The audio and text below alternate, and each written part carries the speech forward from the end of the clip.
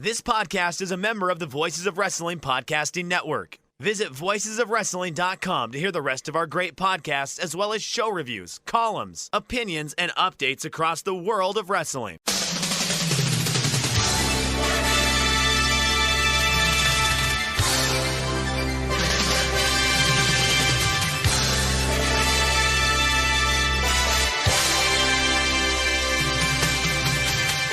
Hello everybody and welcome to the Super J-Cast. I'm Joel, joined by Damon McDonald.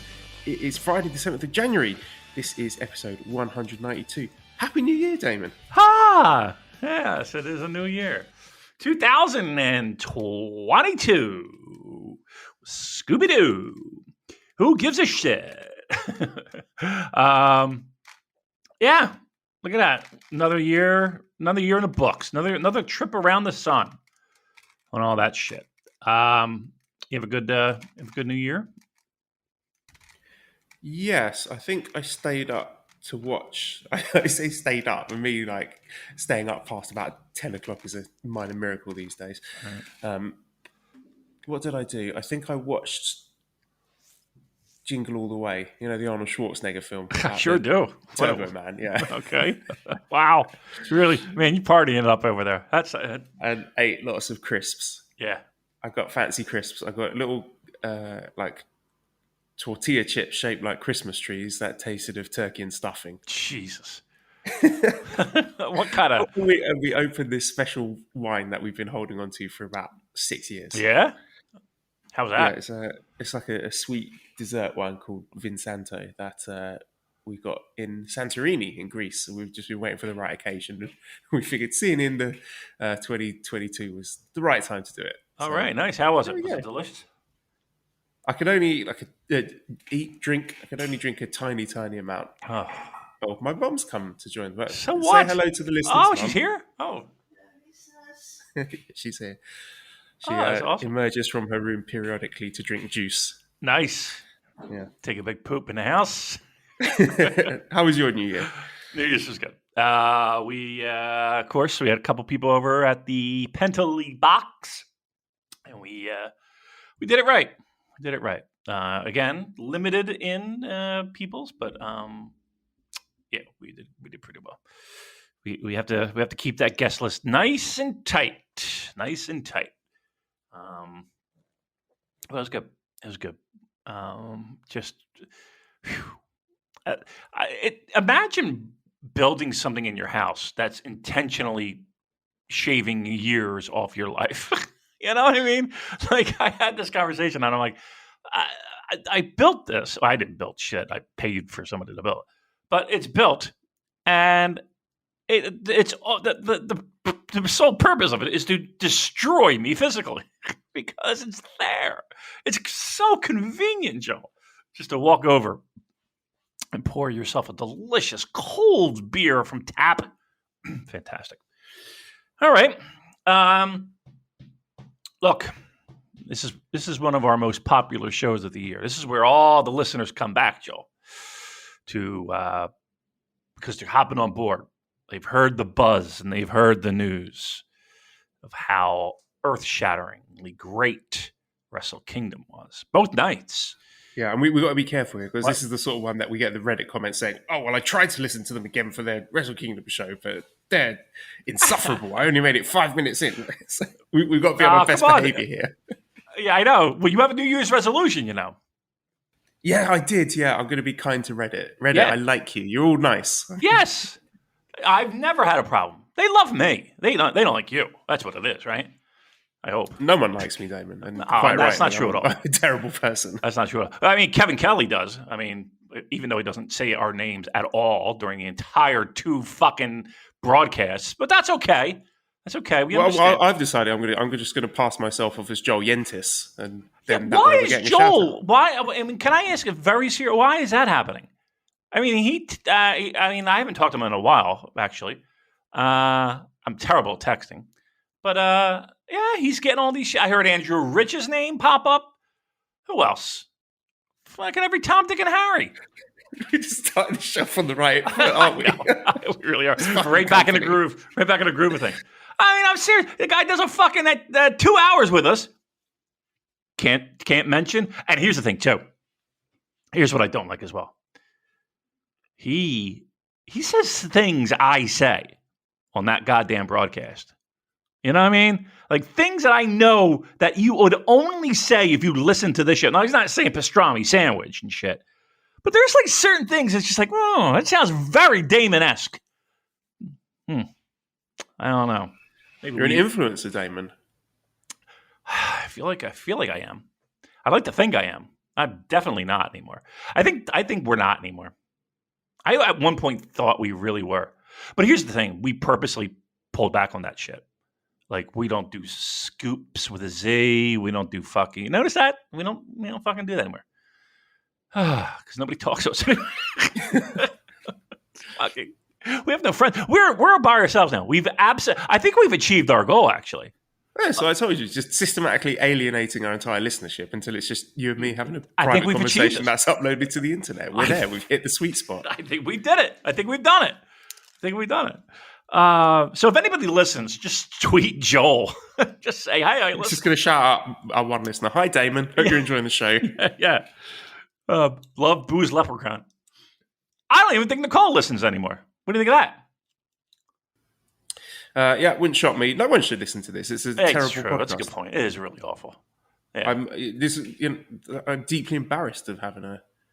You want to end it right now? Podcast. You want to end it right now? You want to just hit stop? Just be like, all right, I'd that's rather it. be caught masturbating over hentai than caught doing a wrestling podcast. Yeah. Every time Mally tries to bring it up with strangers, I'm like, shut up. Right. Well, here's again, we've talked about this, but the problem is... She does it every time we meet a Japanese person. Like, we go to a Japanese restaurant and really? start talking, and she's just like, oh, my husband likes wrestling. And I'm like, kicking her under the table. Like, shut up. And of course, do they... Well, see, here's the thing. You could, if they did transition it to sumo, you could pop right in and have That's a what I do. conversation. That's what I do. I'm like, yeah, big sumo fan. Yeah. Terunofuji, he's fantastic. Right. And it's like, no, the other thing. I'm like, no, there's no other thing. There's no other thing. Right. Trust me, there's not. Yeah, I know. I never mention it to anybody. I don't mention it to anybody. Because again, you have to. I don't have the luxury of the sumo to fall back on. So you have to kind of explain that it's wrestling, but it's not WWE, but it's kind of like it in the sense of, that is pro wrestling, but it's like this whole fucking thing. And then, of course, anybody who, anytime some bonehead brings up wrestling that's outside of like wrestling, has no idea. It's always like, I don't care how old they are. Jimmy Snuka, Chief Jay Strongbow. The person could be 16. Hey, Chief Jay Strongbow? How the fuck do you know who Chief Jay Strongbow is? Just go along with it. Just be like, yeah, they're still wrestling. They're in the main event, actually. Yeah, right. It's Jules and Jay against Mr. Saito and Mr. Fuji. Fuck me. Nah, of course that's not going to happen. Well, let's put it this way. That main event probably did happen somewhere in the Northeast at one time. What else is going on? Anything good? Well, there was a couple of fairly big wrestling shows. Oh yeah, I forgot. I was at my you wouldn't know live. by the attendance, but yeah, I know. Watched them yeah, live? it was. Oh yeah, you did because you were staying up all night in agony with great pain, busted shoulders. Yeah, my shoulder was fucked up. Isn't that funny that I'm the one with the favourable time zone, but I couldn't watch them live in UK. I think I managed to watch most of night one live, but night two, I was out having afternoon tea with my family. Oh, look at you. Living. No wonder we stink. You're not even watching the show. Yeah, I watched it live, which was not planned. That's for fucking sure. It was the pain was just waking up in the middle of the night, and I had to get up. So I would go downstairs, go on the couch, and I'd be like, well, we're about 15 minutes before this thing fucking goes on. Let's pop it on. And then the next thing you know, fucking roosters. That's my rooster imitation. I couldn't do it. How do you do a rooster? Can you do a rooster imitation for me, Joel? Eggy, egg, egg. What? Eggy, Yeah, egg. yeah, that's what they say in Thailand. That's a Thai version of a rooster's call. That's a Eggy, terrible egg. good. Eggy, egg. Yes. What does it sound like anything they would say? They have brilliant words like that. Like the word for sort of fidgeting is duk dik duk dik. That's terrible. Duck dig, duck not. dig. Duk dik duk dik. Oh. Like if I'm fidgeting, we go to the cinema. I was like, stop duk dik duk dik. I make it. All right, here we go. Here's a little party trick for you. Make the sound of, and everybody can play at home if you want. Everybody, if you're in your car or if you're at home, all three of you. Do it out loud.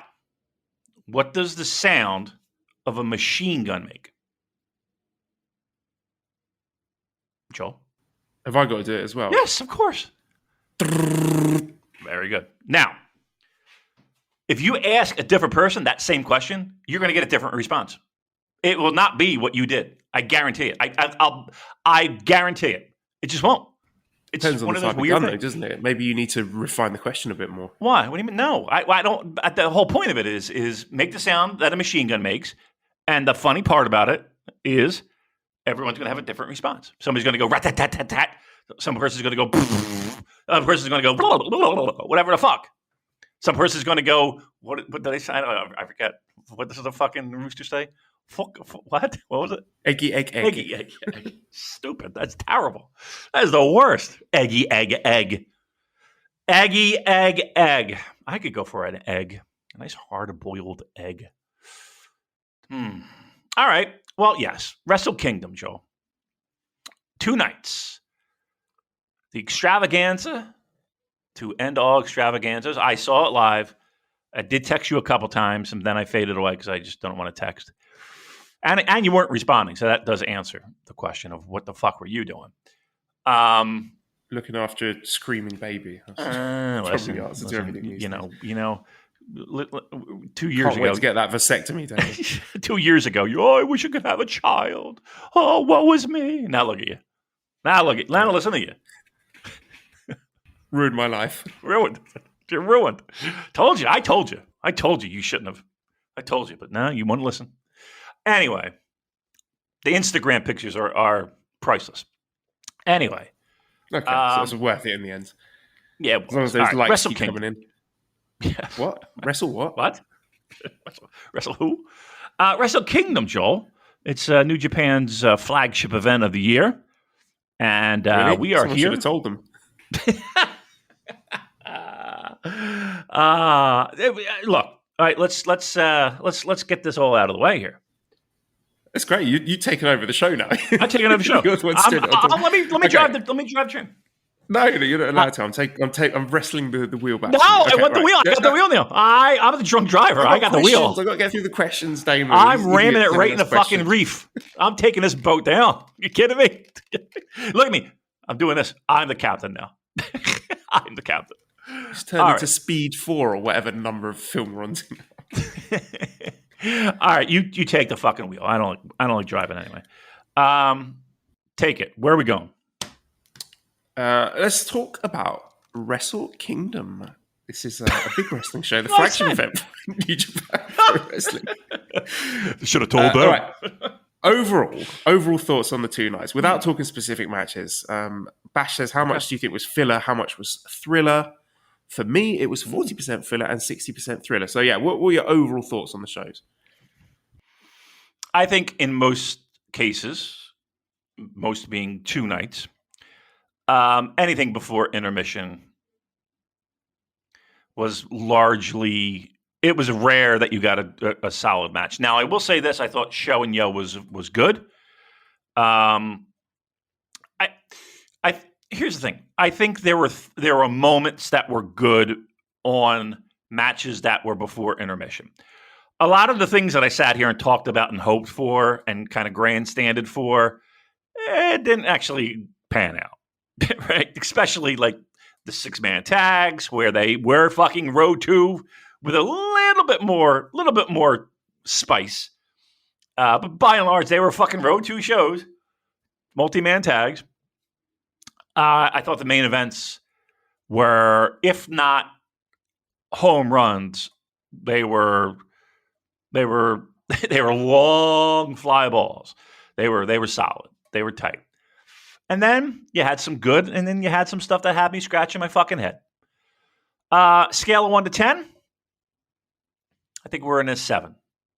I think we're in the 7s. I don't think these two shows were near the top. If we're judging multi-event, like multi-night event Wrestle Kingdoms,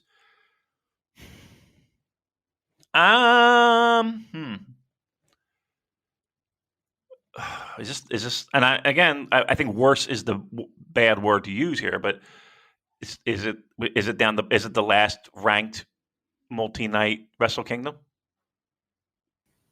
I think so. I think so too.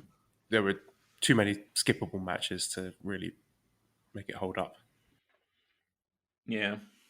Yeah, and matches that going in you were hoping. But here's the thing: again, there were surprises, and there were matches that exceeded my expectations, and there again, when I turned off those shows, I felt like, okay, I saw a Wrestle Kingdom.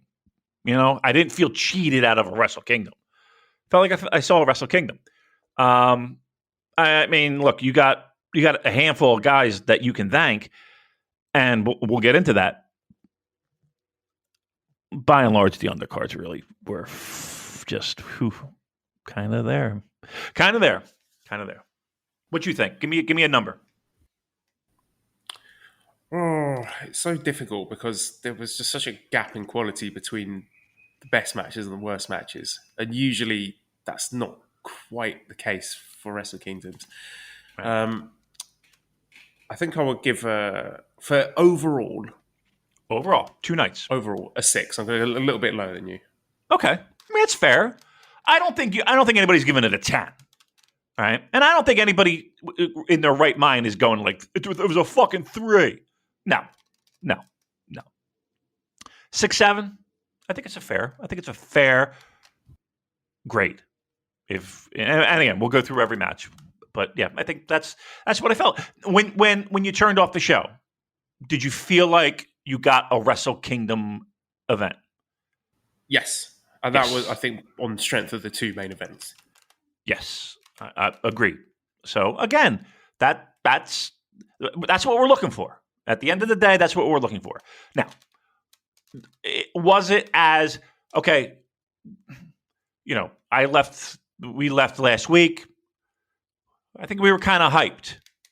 Did your internal hype level match the end result? Did your internal hype level, that is a phrase that I just made up, your internal hype level, was that at about the same number that your final grade was?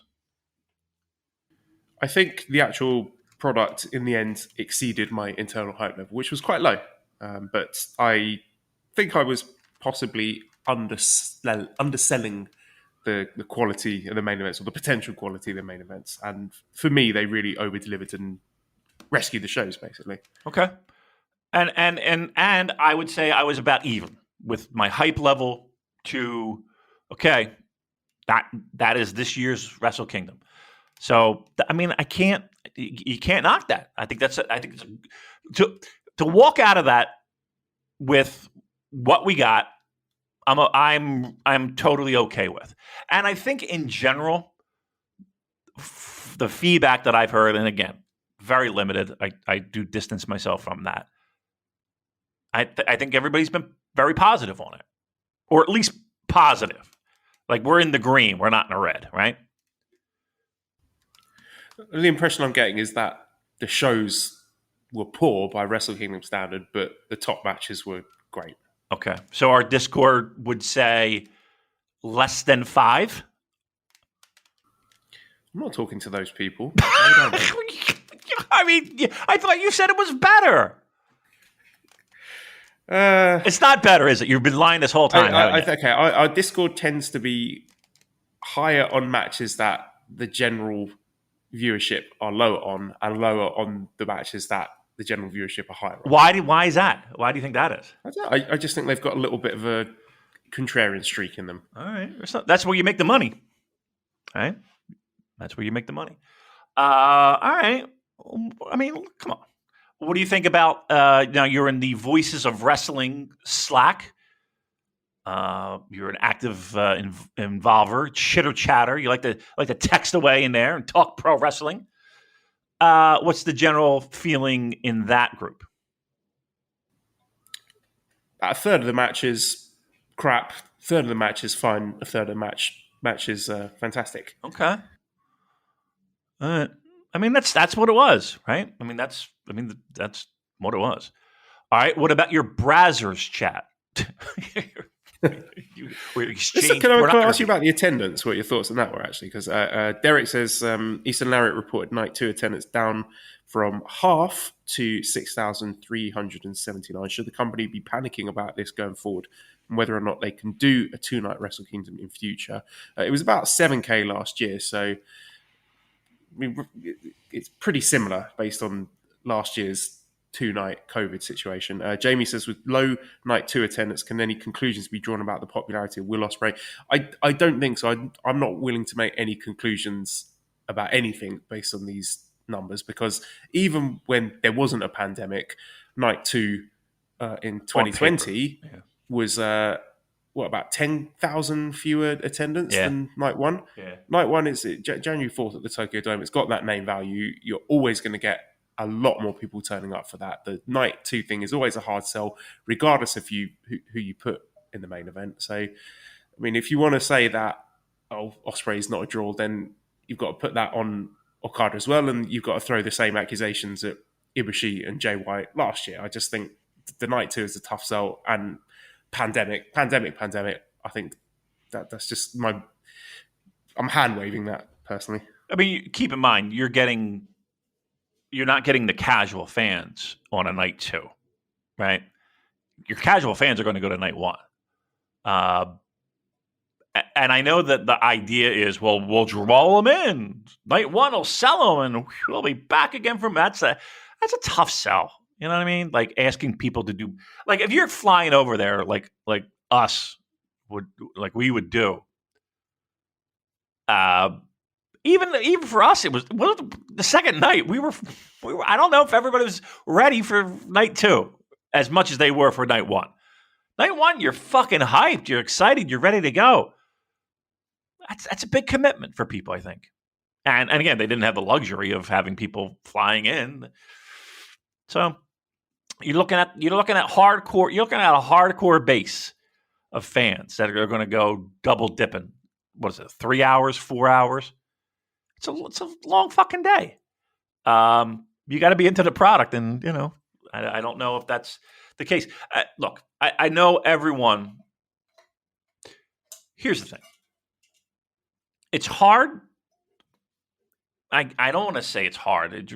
It shouldn't be, but apparently it is. It's hard for them to pull back off of 2 nights. Like, I just feel like the general perception is that we can't do 2 nights, so we're going to go back to 1 night. I mean, I don't understand. I think Wrestle Kingdom, it should be 1 night. I think the novelty of 2 nights is tough, especially with fucking COVID and the restrictions and all that shit. Like, truth be told, I know that they booked the arena, and I don't know what it would take to be like to get out of that lease agreement, or I don't know. I'm talking out my ass, so I can't say. But it just, like, knowing what the world was and what kind of crowds they might expect to draw, it wouldn't have been a bad idea to just say, you know what, we're going to hold back on 2 nights. We're just going to do 1. And I don't think anyone would blame them, right? Like, why would no one would blame them? And again, look, you heard the positivity in Kevin Kelly's voice. You heard a lot of people getting excited, thinking that, okay, once this turns the corner, we're fucking flying high. And again, when they say that they've been looking to book that Fukuoka Dome for a while, right, Joel? Like that's like that being public really is maybe one of the worst kept secrets in pro wrestling, because they've been looking for domes and big buildings and baseball stadiums for a while, and Fukuoka being one of them, running to Ontaku. So, but even with that said, it does seem a little ambitious in this climate to me, right? Yeah, I agree. And this whole thing of, oh, well, when the clap crowds are gone and when we're We've been allowed saying it for 2 international years. travel. Yeah, I can't do that anymore.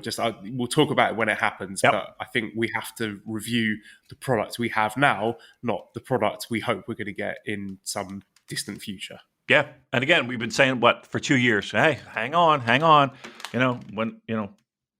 And trust me, when it does happen, I think it will be amazingly great. We don't know. No one knows. They don't know. So that could be years away. It could be years away. I mean, nobody thought it would be this long. And it doesn't seem like we're getting any we're doing any better, We got tennis stars fucking getting kicked out of Australia. We got it all. It's the same. We have not moved an inch, it feels like. We got Ontario and Canada shut down. Locked down, Joel. Ontario, Toronto, shut down. Restaurants closed. I hate to I'm not going to bring it to this. My point being is that we don't know what the fuck's going to happen in next week, let alone a year from now. What was your experience with the commentary? William says, anyone else notice that the crowd noise is always louder on the Japanese feed? Can they please go back to one January 4th event? I'm with you on the one event. I think that will be better personally, but I understand they've got money to make. But yeah, in terms of the commentary feeds, what did you go with? They're doing it from their house, and there's going to be delays and there's going to be internet connection issues and you're not going to get perfect sound quality. It's tough sledding. So yeah, it was not. There were moments where it was worse than others, but if you wanted to listen to English commentary, that's what you had to do. I'm sure the Japanese commentary didn't have that same problem because they were sitting at ringside. But yeah, when you heard he was doing it from home, that's what are you going to do, right? Honestly, that's probably one of the least of my concerns. That I was easily hand waving because what are you going to do? I mean, the guy's fucking waking up at 2:00 earlier than that to do live commentary for everybody. He's doing it over fucking. We expected that going in. You know what you're going to get with a remote commentary. Yeah. I tend to listen to the English live when it's available, and then if I rewatch stuff, I rewatch in Japanese. Like I rewatch the main event in Japanese, so then you get a bit more of an authentic audio experience there. Yeah, it's going to be much cleaner, I'm sure. I mean, they're hooked right into the main audio, so yeah. So you're not going to get the background noise, and of course, there's always the fucking distraction with when they have to cut the music for the entrances for the copyright issues. That's always a problem. And then Chris Charlton's screaming at you through your TV because the levels are all off. So it's 2:00 in the morning. Chris Charlton's screaming in your living room. It's not the greatest. No offense, Chris. I'm used to people screaming at me at early hours in the morning. You sure are. All right, let's get into it then. So January 4th, the opening match was the New Japan Rambo. So the Final Four advanced to the KPW 2022 four-way. And our Final Four, after 27 minutes and 14 seconds, were Chase Owens, Shima, Minoru Suzuki, and Toru Yano. So what did you think of this one?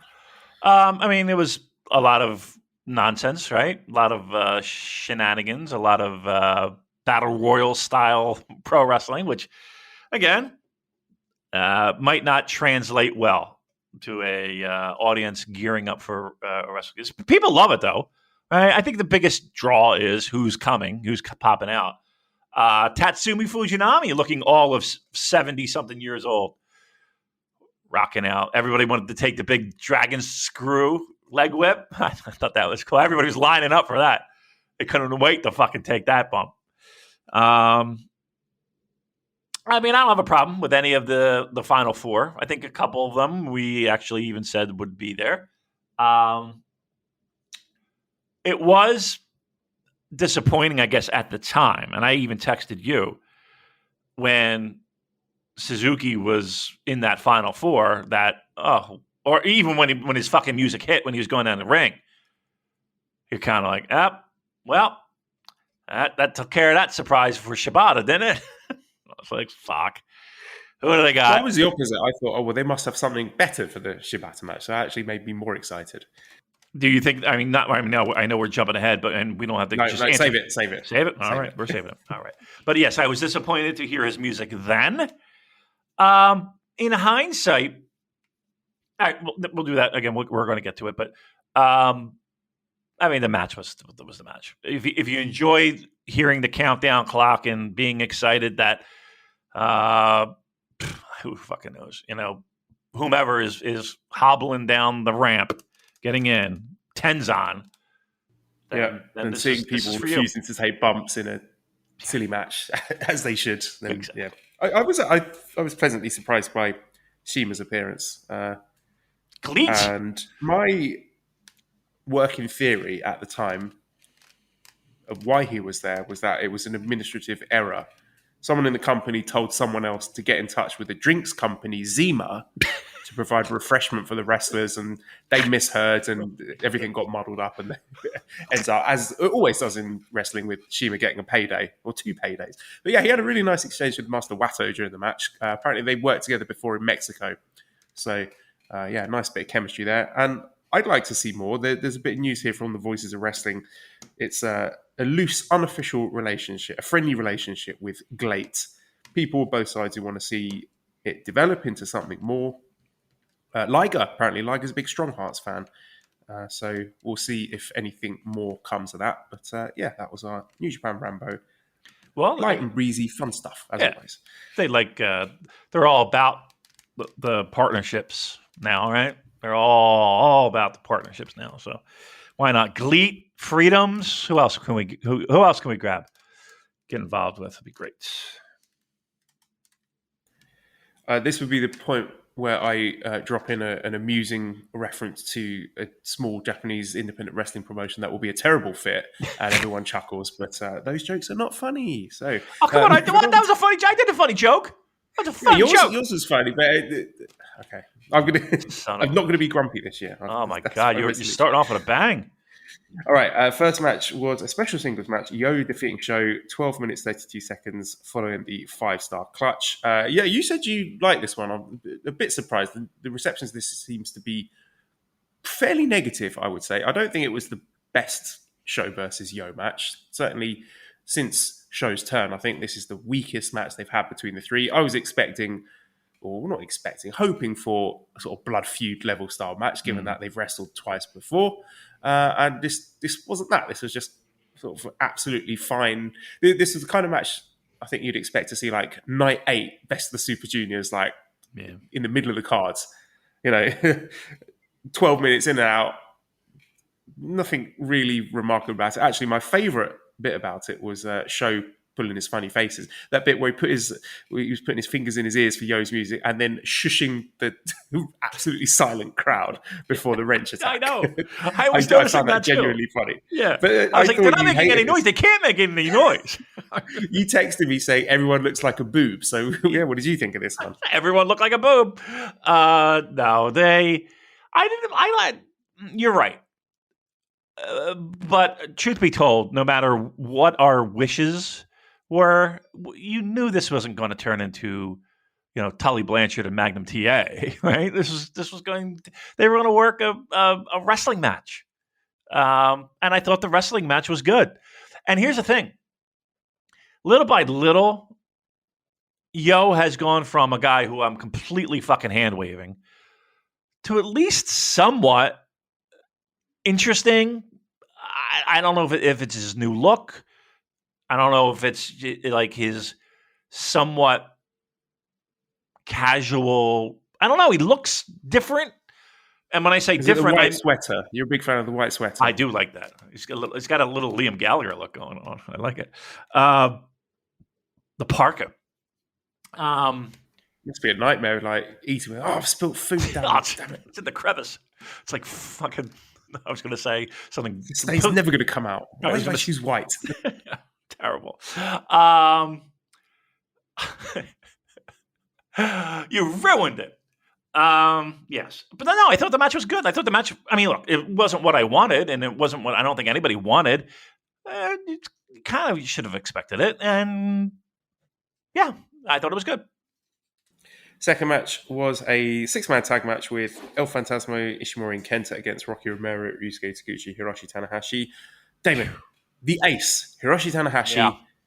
January 4th, Yep. the iconic date, Wrestle Kingdom, Tokyo Dome, losing via disqualification after 8 minutes and 40 seconds in a Unbelievable. 6-man tag in the second match. Unbelievable. And then when you take into consideration all the shit that we saw throughout the entire night of chairs being used, interference, yes, it was very blatant that he was hitting him with this fucking kendo stick, but a disqualification just to get over that no DQ the next night. I couldn't believe what I was saying. I got to be honest with you. I could not believe that they actually went with that. It blew. I was laughing so hard. I don't think I've laughed that hard in a week. Why? Like what? Come on, really? Correct me if I'm wrong. And again, we're fast forward and we're going back and forth. Evil Tomohiro Ishii.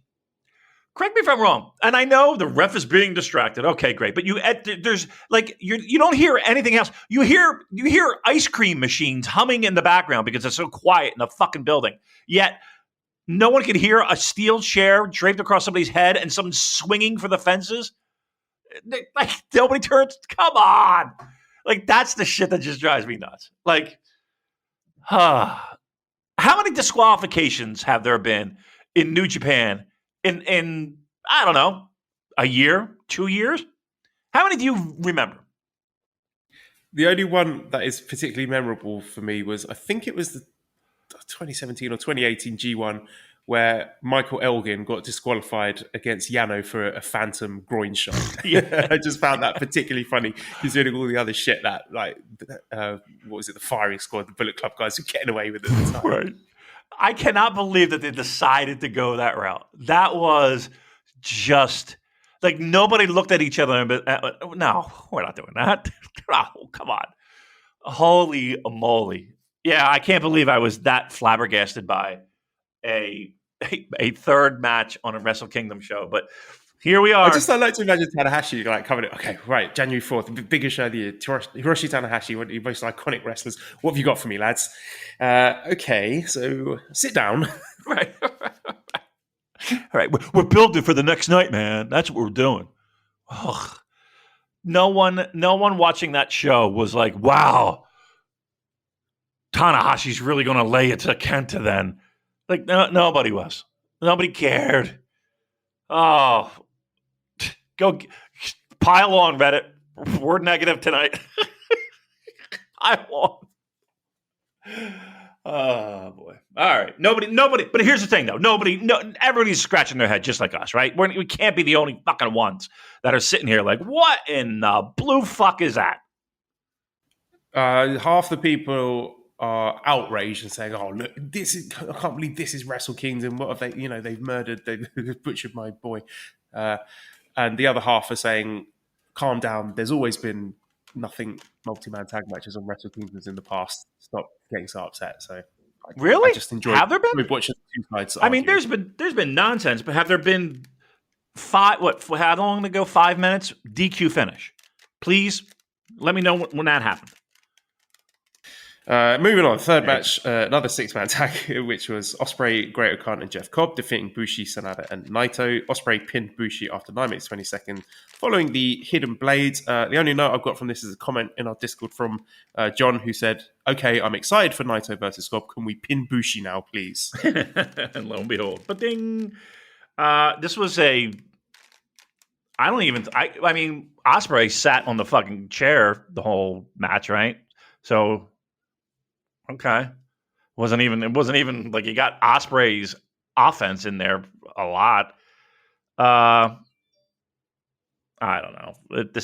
This was a Road 2 fucking tag match. Like these two matches had me really worried like for the rest of the night. Like it was like, oh my God, these guys have shit the bed. Like this is what we've come up with. This is what we've got.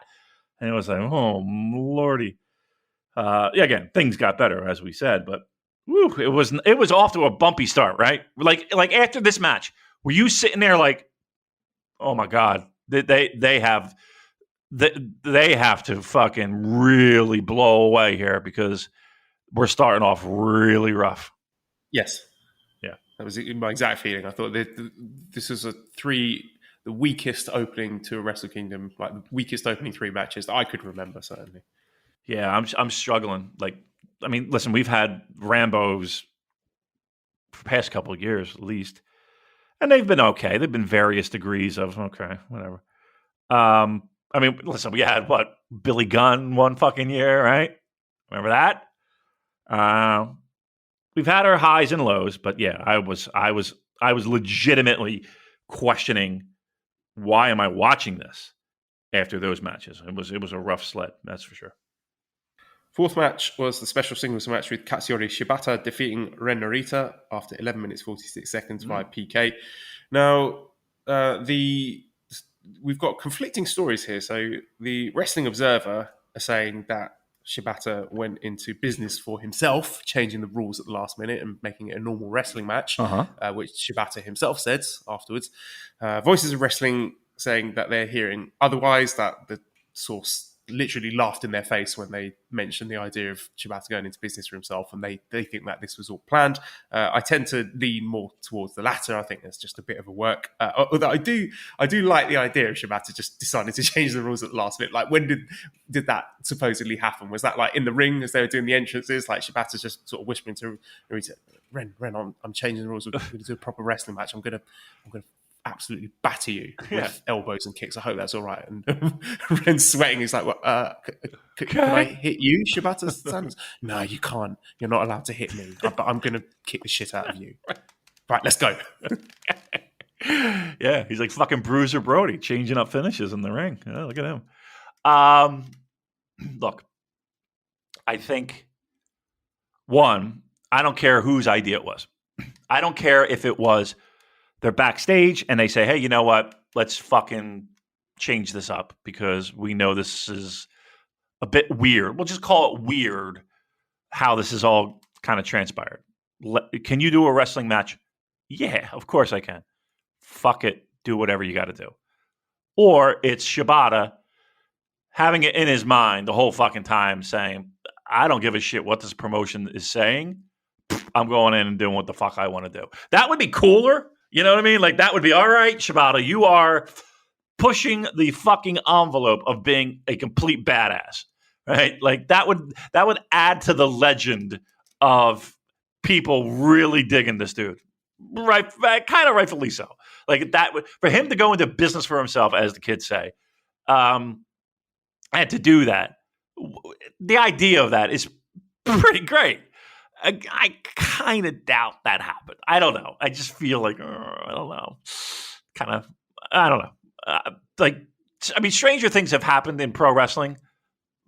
Not in recent times, I don't think.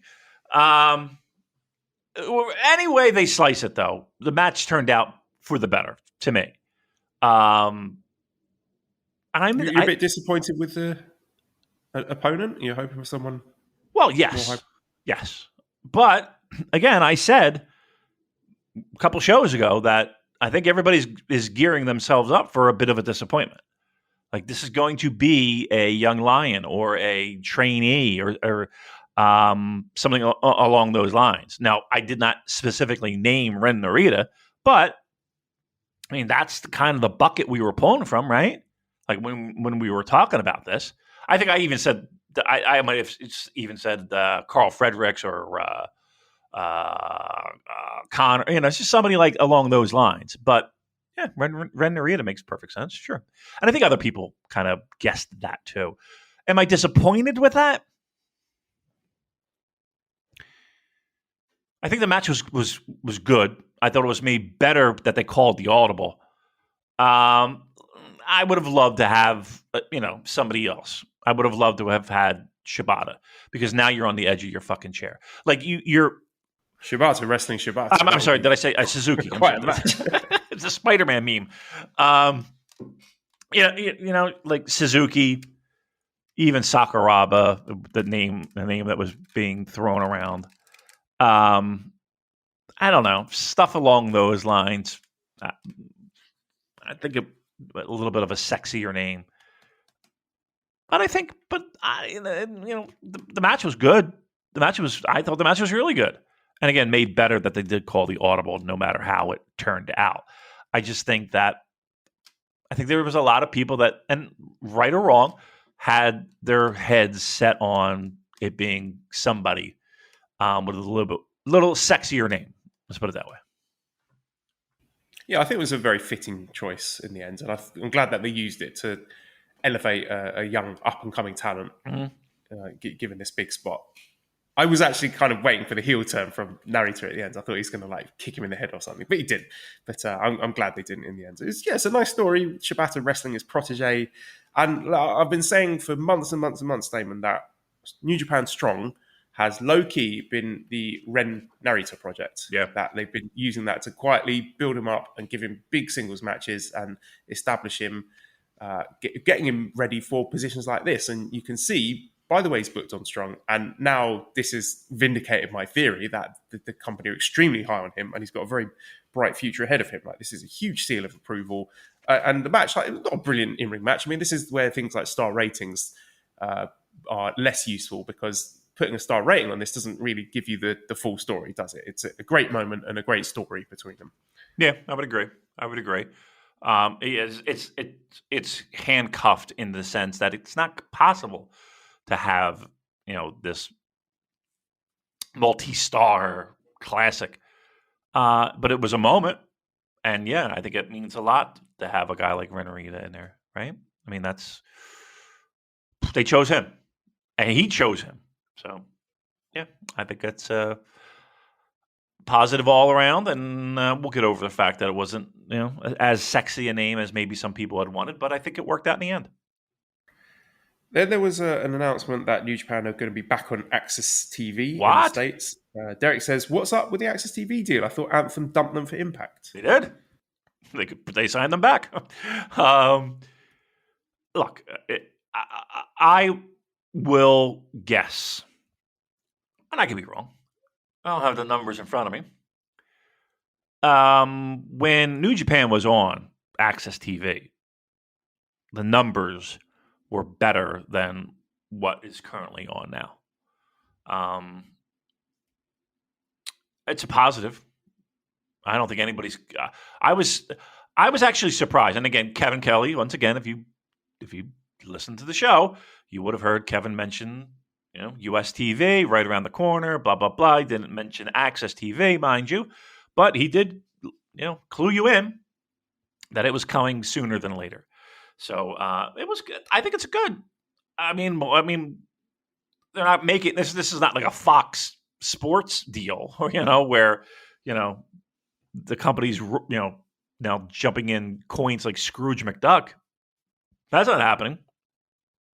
But it's exposure, and I was skeptical of this, but and it might have been a different time and a different place, but a lot of people, that's how they got their content, the New Japan content.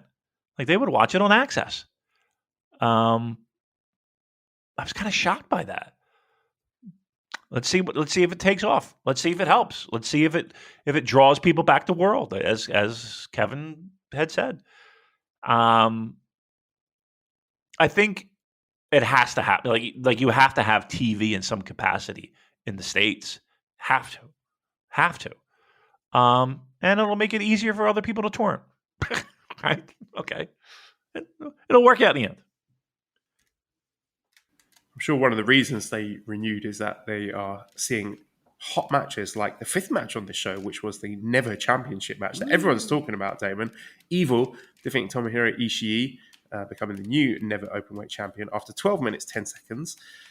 Shane says, how is every House of Torture match a 5-star classic? This is what I mean. We've got one of our Discord members, friend of the show, Andrew, going to the Tokyo Dome wearing his House of Torture t-shirt. Loving every second of it. I mean, it does amuse me, Damon, how much outrage there is over this match. Like, have you guys not seen any Evil matches lately? Yeah. This is what he does now. Like, where's the surprise here? Really? People are upset over this match specifically, or not just the whole body of House of Torture work?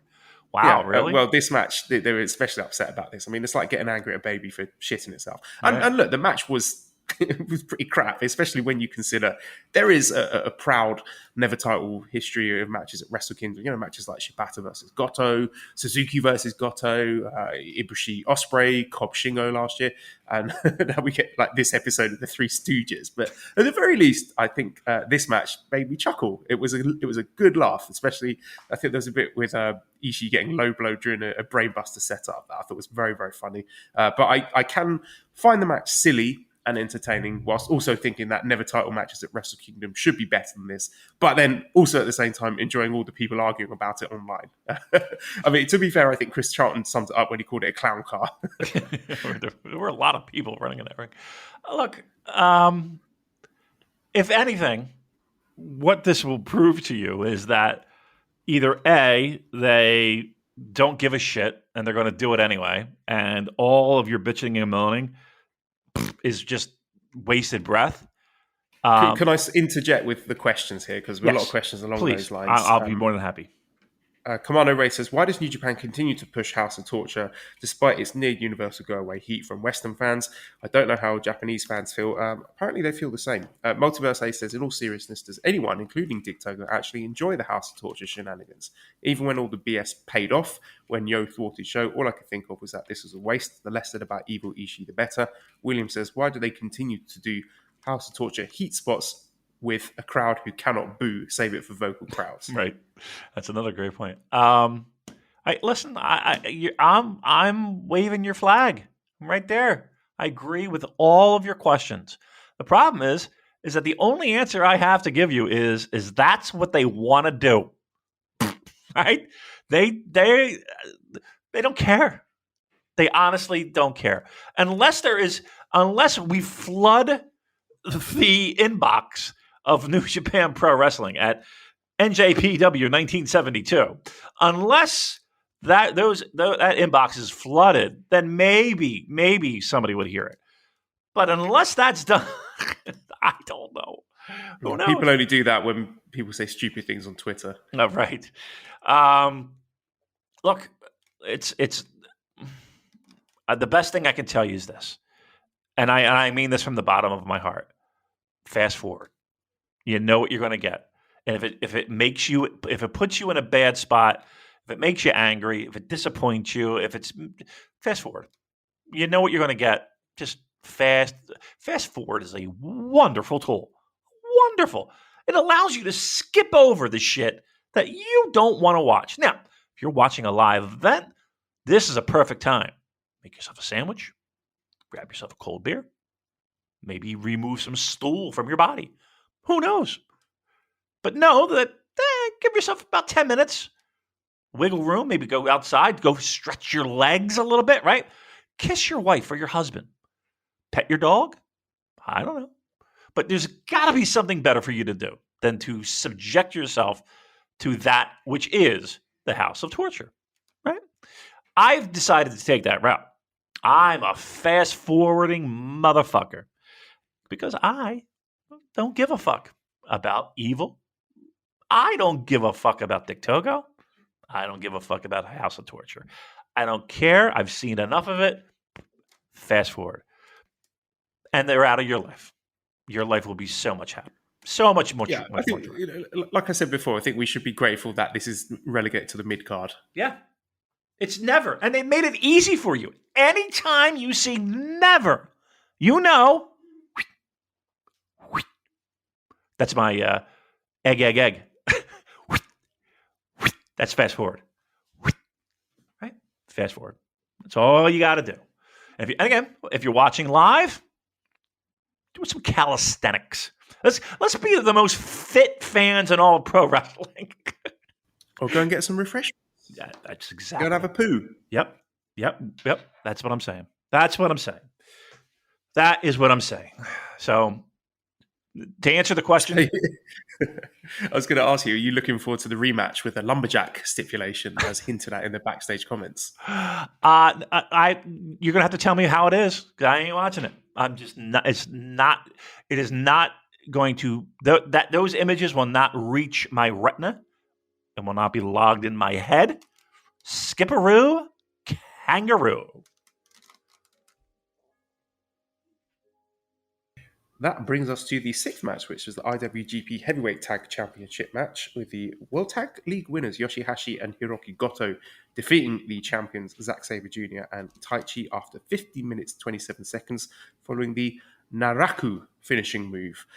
This was Yoshihashi's first IWGP, so his first victory holding. What are you trying to the say? first time he's won a title that has IWGP on it. So a nice moment for him. I've really enjoyed the Yoshihashi story. He's gone from a bag of socks to someone who I think legit deserves this championship. So I've really enjoyed this 2-year build where the thought of him winning something like this at Wrestle Kingdom would have in previous years been a joke, but now he really deserves it. So I've enjoyed his meteoric rise to becoming a tag team champion. And I did like at the end also Taichi giving him a big hug. Taichi's got pure baby face. He really has. The post-match promo with Dangerous Tech has put them over very, very graciously. And it sounds like Dangerous Tech is going to focus on singles competition this year. Next program looks like it's going to be Goto and Yoshihashi versus Evil and Yujiro. So look forward to that. But yeah, this match was pretty good. I mean, there's nothing to write home about, but absolutely fine. I liked it a lot. I liked it. Yeah, Yoshihashi is probably still like one of those guys that people struggle a little bit. They struggle a little bit to put in their mind of where he is and where the company sees. And again, he was notoriously called the bag of socks, right? We got to find a new bag of socks. He's not the bag of socks anymore. He hasn't been for quite a while. So we need to find a new bag of socks. Somebody to carry that mantle. It's kind of like the KOPW championship, bag of socks. Super J-Cast bag of socks. I was a little disappointed because it did feel like the end of Techers.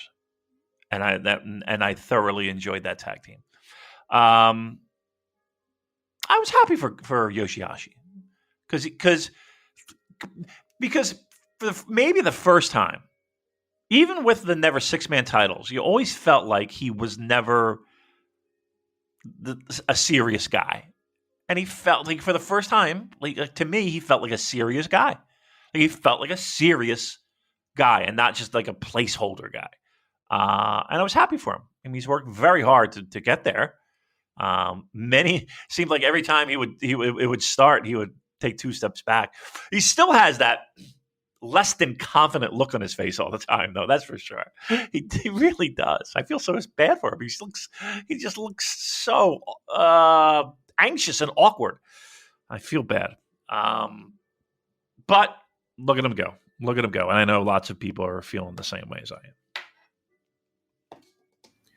That will lead us to the semi-main event, the 7th match, which is the IWGP Junior Heavyweight Championship match, with the champion El Desperado successfully defending against Hiromu Takahashi after 60 minutes 18 seconds with a Pinche Loco. Curtis says, does any Wrestle Kingdom look go harder than white on white El Desperado? I agree, he looks absolutely tremendous there. And I agree, I don't even feel like there's competition, as Curtis says. There was a really interesting tweet thread from our friend Jay Michael, who talked about El Desperado's pre-Wrestle Kingdom press conference, which was really, really interesting, where he talked about the first stage when he made his return after his excursion and how underwhelming he thought that was. He thought it was a failed experiment.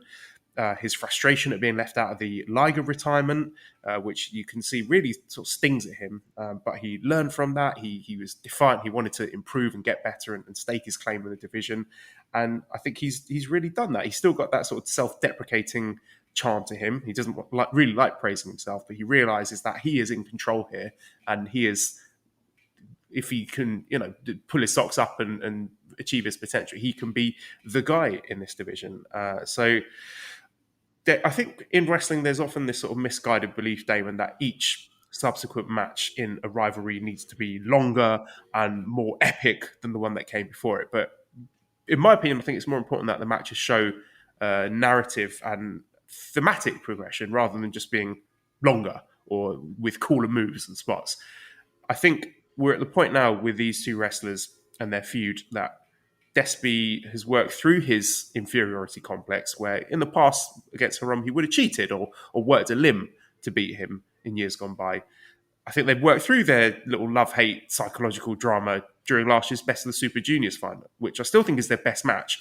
But I don't think this match at Wrestle Kingdom should have been a 40-minute epic with unmasking and character drama, because they've done that. This is the next chapter in the story where Despy needs to go out and prove that he's the better wrestler. They know each other inside out by now. There are no secrets, no tricks, no hidden twists, no mind games. There's no gamesmanship. It's just two elite athletes going out there to beat the shit out of each other, basically, and see who the best man is. Don't hold anything back. This one didn't need to go 30 plus minutes. I thought it was the perfect length. It was basically a 60-minute closing stretch. It was exhausting to watch in the best way. Yeah. I thought the pace was unbelievable. It was a real athletic spectacle to see these two guys just battering each other. There was no downtime, and a fantastic finish where Despy puts Hiromu away really conclusively to show that it's his time and he's the top dog in the division.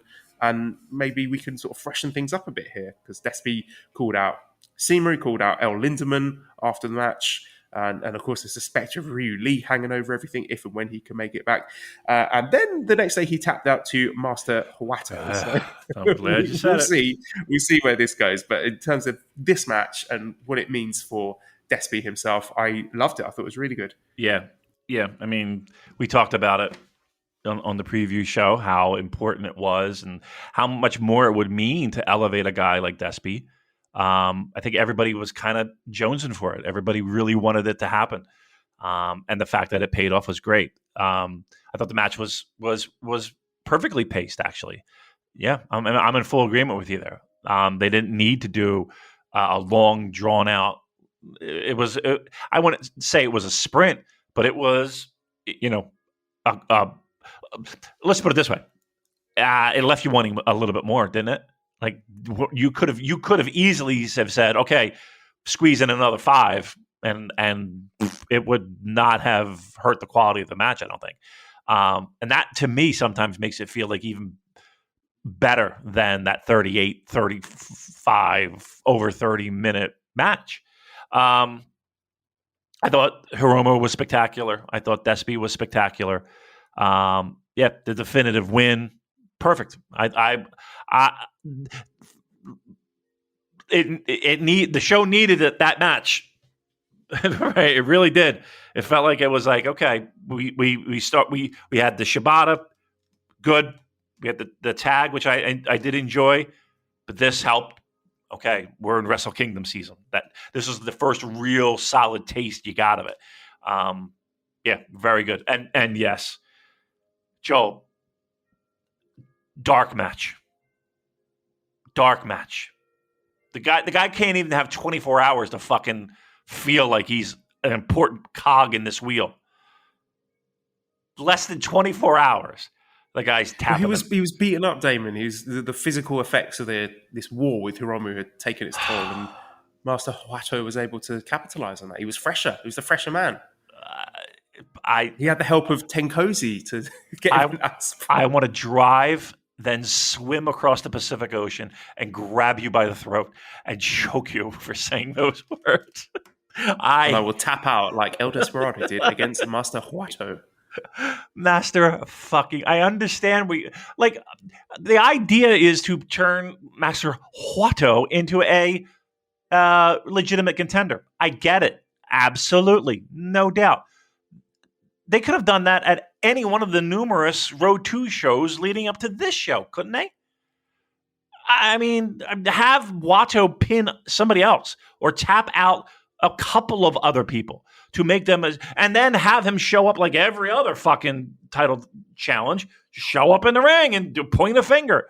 But you're going to have the guy who just won the fucking title and had a moment less than 24 hours tap on a dark match. It boggled my fucking mind. Once again, another thing that boggled my fucking mind. Like, look, say what you will. People have to admit that we're not out of line here, right? These are legitimate head-scratching moments, right? Tell me that. Yeah, it's not a choice that I would have made. I think there were other ways of setting up Watto as a challenger, but I mean, it was a pre-show match that a lot of people wouldn't have seen. I think the important thing is that Despy got his big win. I mean, this is a huge win. January 4th, semi-main event. I don't think the Watto thing really takes too much of the shine off of what is a tremendous accomplishment from El Desperado. I hate to say it, but the minute it happened, it felt like it cheapened it. I'm not gonna. To me, it did. Come on, can you imagine that? Give me any other scenario where that would make sense. I mean, make it like at New Beginning, or make it like a Road to show at New Beginning. I would have zero problem with that. Like if that were done at at Cork and Hall leading up to New Beginning or whatever the next show is, I would have no problem. The next night in a dark match, it feels like if no, it feels like the booking committee was just like, we forgot to set this up, so we gotta make this happen tonight because we fucking forgot to do it before. We're gonna do it tonight. That's what it felt like. Oh well, look, Despy's made of steel. He can come back from anything, right? Right? No. Yeah. Andrew also says, what is the next step for Hiromu? Despy looks to be headed for Watto and Strong Hearts. Is heavyweight a possibility for Hiromu? Any next move dependent on guys like Watto and Yo stepping up more? I mean, I know it was like a little taste of it on night 2. How much did you enjoy Hiromu and Zach's exchange? Definitely did. I could. Let's put it this way: I would have no problem whatsoever, none whatsoever, if that was the direction they went with Hiromu. If they said, "Okay, you're stepping up, big boy time," I would have no problem with that at all, because I think that would be fun. That's truly going to give you matchups that you never thought you were going to see. The main event, 8th match, was the IWGP World Heavyweight Championship match with Kazuchika Okada defeating Shingo Takagi 35 minutes 44 seconds via the Rainmaker.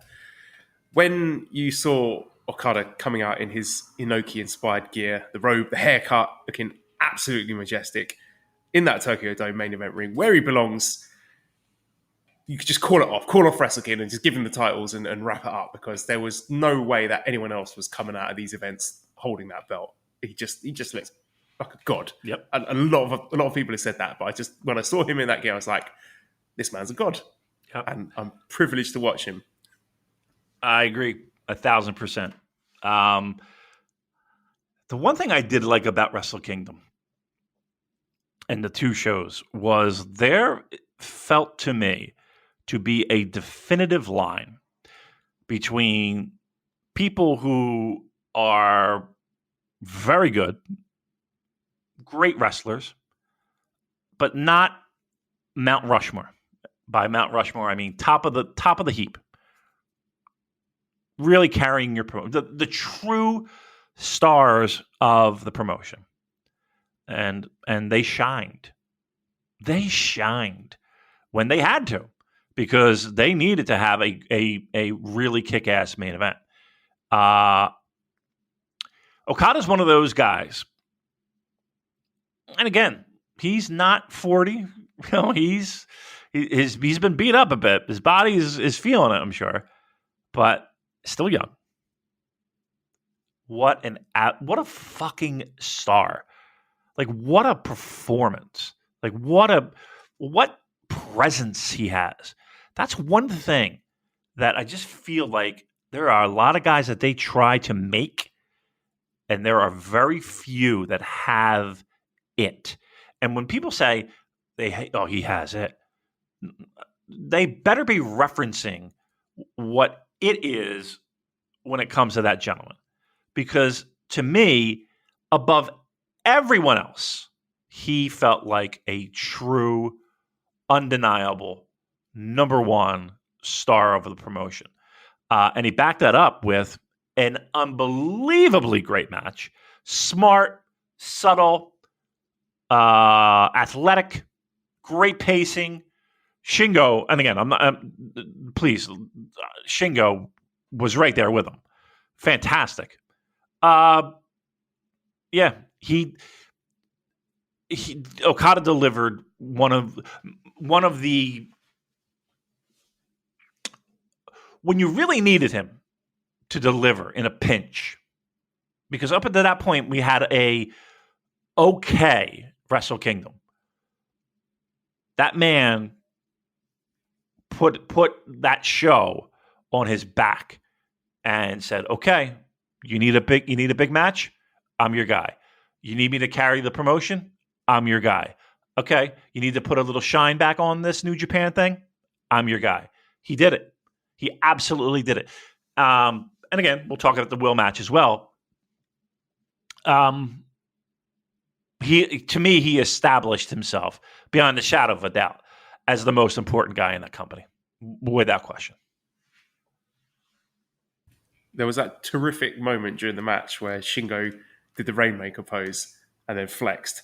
And you could see just Okada being like, "You little shit, you Dragon Gate motherfucker, in my ring, in my house, insulting me like that," and just started battering him. And yeah, that was my favourite moment of the match. This was so good, Damon. It's so good. It made me forget about the crappy undercard and the rubbish attendance, the clap crowds. All of that was forgotten because you're watching two of the best wrestlers of their generation, maybe of all time, on the biggest stage, putting on a masterclass. It was perfect pro wrestling. And, you might not have to be a super fan of either guy, but you've got to respect the effort and the execution because, in my opinion, the match and the work was flawless between Shingo and Okada.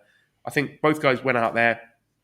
They showed their very best. Shingo went out in a shield like a warrior. It might be his best New Japan performance, actually. It's a fitting way to cap off what I thought was a pretty good title reign, given the circumstances. We talked about this last week, the fact that he probably was never going to win this title in the first place, were it not for injuries and COVID, but they gave him the ball and he absolutely ran with it. Yeah. He held up this company in 2021. It felt single-handedly at times. So fair play to the man for making lemonade out of lemons and putting some prestige and respect into this new IWGP World title, which it desperately needed. And I think this match was the best possible way to end Shingo's reign. Biggest match of the year in a spot that he richly deserves. I mean, if you're going to lose the world title, this is the place you want to do it, right? In the Tokyo Dome, January 4th main event against the man, the legend that is Kazuchika Okada. Yeah. The Rainmaker, who I thought looked his absolute best here. He's back to his best. This is peak Okada. I was mesmerized watching him, how great he is, how, looking like a king, eating everything that Shingo threw at him, like taking it literally on the chin and a couple of times in the eye, and then just getting back up, knocking Shingo down in the mud, taking back his crown. Long live the king, Damon. And, a lot of people are going to talk about what happened after the match, where he took out the Generation 4 belt and laid it in the ring and bowed to it and basically said goodbye to it. And some people were upset by what he did there at the end. Honestly, I thought it was perfectly executed because we might disagree on this. We probably will. But I said months ago that I thought the worst thing that New Japan could do with this new title would be to backtrack, get cold feet and reverse it, because then it shows a worrying lack of conviction and confidence. It makes every decision going forward meaningless when it can just be undone and retconned at a moment's notice. So I thought we got the perfect send-off, not only for Shingo's reign, but for the Generation 4 title, laid in the centre of the ring after the biggest match of the year, the best wrestler, maybe of all time, bowing to it, saying goodbye, acknowledging the past, accepting the present and the future. This is the new title belt. I'm wearing it proudly. I'm the champion. Come and take your best shot. Yeah, I mean, look, I was kind of hoping we would kind of, again, press the reset button, fever dream over. It was all a dream. I liked the fact. I don't think. Let me put it this way. I don't think that there is anyone else in that promotion that could lay that belt on the mat, bow, say goodbye, away we go to the future. That had to be him, right? There's no one else. I mean, maybe Tanahashi, but to me, like, that's the guy who's going to say, I'm okay with moving on. I'm okay with it because I am who I am. Yeah, that little period with him taking the Generation 4 belt, that was his mourning period. Yeah. Where he was just coming to terms with everything. Yeah, because, again, he should be the one to say, okay, goodbye. Not Ibushi, not Shingo, not Will. Again, maybe Tanahashi, but him. He's the one that put it to rest. He's the one that turned out the lights and said the party's over. We're moving on, right? And here's the thing, too. Tell me you don't feel a little bit more confident with him wearing that new gold, right? Tell me you don't feel a little bit more confident in, okay, I feel better with it. I think it's like a warm hug, isn't it? It's like someone putting their arm around you saying everything's going to be okay. It kind of is. If he's okay with it, I'm okay with it, right? Like that's kind of the feeling I got, right? It's almost like, okay, he's got this, right? Almost like he's got this. All right. I got a fast forward button. There's shit that I don't like, but I know at the top of the fucking card, I got him. And that, I gotta be honest with you, I don't give a fuck what they put on underneath. If he's on top on a big show, I don't think we all have anything to worry about. Sean says, why the fuck, in all capital letters, was Shingo beaten with just one Rainmaker, yet Will takes 5 in his match? Cactus Mac says, are you right in thinking Shingo has had his only run as champ? Sure, he's about to hit 40, but Tanahashi has had his last reign. He's not Tanahashi. Ibushi and Naito have had a bad run of injuries and are also aging. Jay and Ospreay aren't going to be back full-time in Japan indefinitely. Shingo's had the best year of any wrestler in 2021. He's injury-free, shows no sign of wearing out. He also has a major heel run in him. The company's promoting him as a top guy given his interactions with Noah on night 2 and commenting on the Okada versus Ospreay main event. Now, I'm not saying he'll never hold the title again. I doubt it, though. And that's not to diminish or like this motherfucker is our wrestler of the year. I would be shocked if he doesn't win it. Anybody that we talk to is that he is the fucking guy. His matches have been fantastic. And trust me, I would have zero problem having him hold that title again. I would have none. I just don't see it happening. Like, I mean, truth be told, I just don't see it happening. Especially, the worst thing that could happen is that company has an influx of new talent and old faces and new faces and everybody coming back. Like that would be that'd be tough, right? He was a shining light in a year that struggled. He did not. His matches did not. So no, please don't take that as any sign of us shitting on Shingo. That's not us. But there's no way that this company was going to move forward without Okada wearing that belt. I'm just saying. That's the honest to God truth. Let's move on to Wednesday, January 5th for Wrestle Kingdom Night 2. We had 3 pre-show matches. We had Honma, Nagata, Makabe defeating Jado, Gedo, and Bad Luck Fale. So Honma pinned Gedo after 6 minutes, 40 seconds with the Kokeshi. Honma said backstage that he wants a shot at the Never title. Sure. Wouldn't that be something? That'd be great. I'll never watch it, but go ahead. Second match was Wato, Kojima Tenzan defeating Taka, Kanemaru, and Despi. Wato making Despi submit after 9 minutes, 23 seconds with a Vendaval. We discussed that one already. Third opening match was Bushi, Shingo, and Hiromu beating Doki, Zack, and Taichi. So Shingo getting his heat back here after pinning Doki 2 minutes, 28 seconds with Lasting Dragon. First match then on the main card was the IWGP Junior Heavyweight Tag Championship 3-way match where the Flying Tigers retained, defeating the Mega Coaches, Rocky and Taguchi, and the other challengers, El Phantasmo and Taiji Ishimori. 12 minutes, 7 seconds. So El Phantasmo was eliminated, or his team were kicked out after they finally paid off the super kick, the sudden death. He had a little metal gimmick, a piece of aluminum foil. Yeah, which I was surprised about. I didn't think they were ever going to do that. A thin little piece of sheet metal. It was very goofy, but very fun. I like the fact that they gave a little payoff for the loaded boot. Yeah, you know, if you're going to pay it off, getting booted out of the biggest match of the year is a fine way of doing it. Okay, so, I'm just going to throw this by. Was that the worst gimmick? Like the worst foreign object, or whatever you want to call it? you've ever seen in any couldn't you put like brass knucks in it? An anvil, I mean, listen, you know what I mean? a tiny anvil. A tiny anvil would have been great. You mean to tell me somebody couldn't 3D print a fucking tiny anvil or a hammer or something that looked a little bit more devastating than a fucking piece of like a fucking cookie sheet or something or a fucking, you know? Oh, I laughed. I swear to God, I did laugh at that. It was so preposterous. Like that? Come on. I don't know. They could have gimmicked that boot somehow. But I do like the fact that they did it. Like, you know what it was? It was like, oh my God, finally somebody has fucking common sense. Of course, let's hold the motherfucker down and pull off his shoe. Thank you for at least being logical here. Yes, I did enjoy that. And I did enjoy Robbie Eagles as well. Robbie Eagles was flying around like a motherfucker. That guy, he was there to put on a show. He was all over the place. I liked the match. It was equal parts good wrestling, high fast paced, junior style, with just a little bit of goofiness in there. So I kind of dug it. I did. I was surprised actually that the Mega Coaches didn't become the 69th junior tag champions yet. I mean, they could do in the future.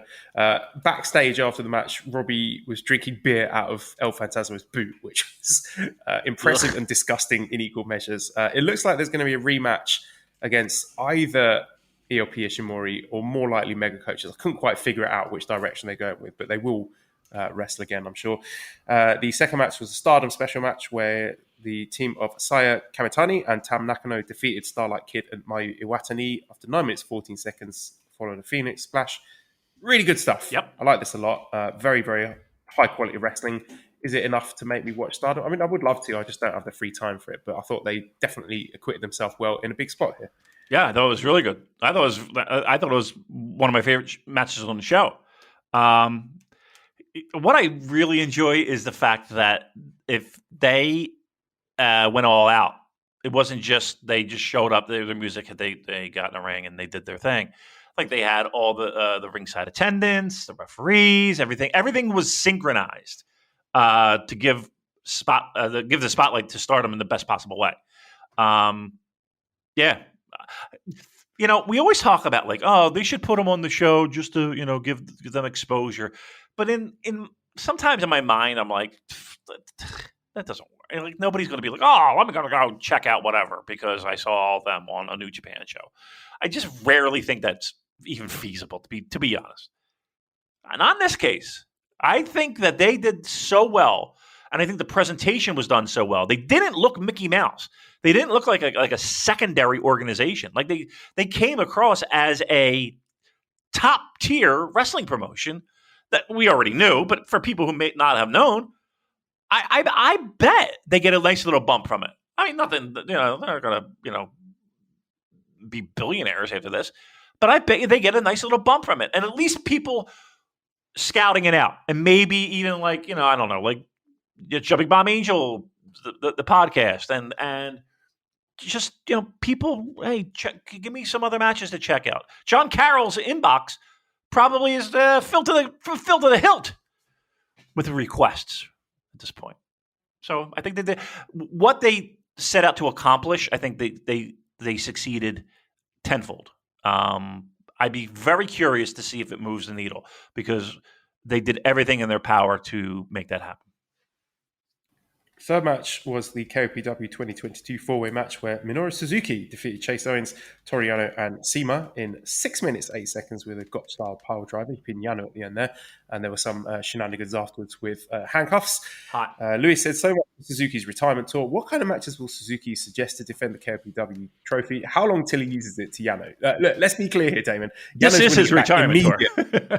Yano's winning it back straight away at the next tour in a goofy handcuff match, right? Or do you think we're going to get a brilliant reign of terror with Suzuki doing, you know, MMA shoot style, Pancrase style matches against a murderous row of top tier opponents? I'd be down for that. That'd be fine. But you know, we'll see if that Suzuki. This is his retirement tour. Let's be very clear. He will be having matches that include get out of bed first matches because he's retired, taking it easy. Or bring back the old deep sleep to lose stipulation.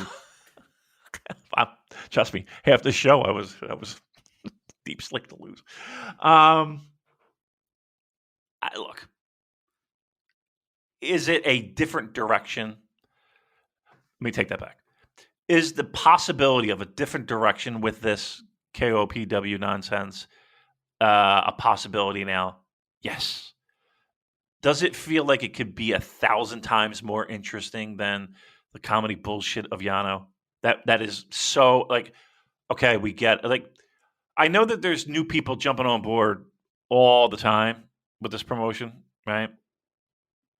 Maybe not in recent years, but usually there is. I think everybody is kind of like, okay, we get it with the Yano. You know what I mean? Like we're done with it, right?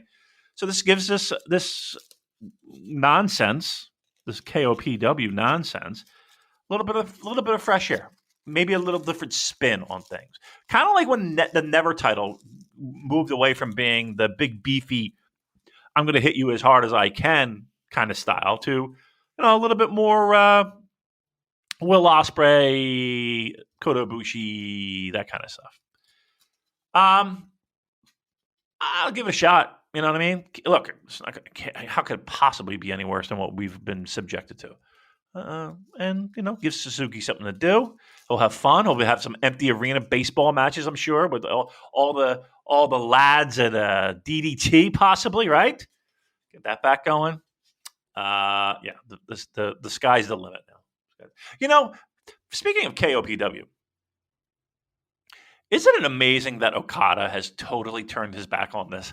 He's the motherfucker that brought this thing into existence, and he has totally just turned his back on it. It is like he I never brought that up. It's just, let's remember there was a press conference where he introduced this. I blame. And he was talking about ladder matches and cage matches. Oh, yeah. No, we don't have any of that. Toriano took that ball and ran with it. He sure did. Right up the fucking cornhole. All right, what else we got? Ultimate Wrestling Trivia says, I'd love to see more of CIMA in Ultimate, huh? WWE. Do you think this is one-off or could we see more of him? Yeah, I think if I had to say one way or the other, I think we are likely to see more. I think this year is going to be, we'll see more collaboration between New Japan and other promotions. So I think this won't be the last time you see Strong Hearts in New Japan. And I hope that's the case. I would love to see the likes of T-Hawk and El Lindemann wrestling too. I think they bring a lot to the table. You know the question I asked you? What's that, mate? CIMA, see more. Oh, I like it. Yes. You. You can give that to him. You can have that for free, CIMA, if you're listening.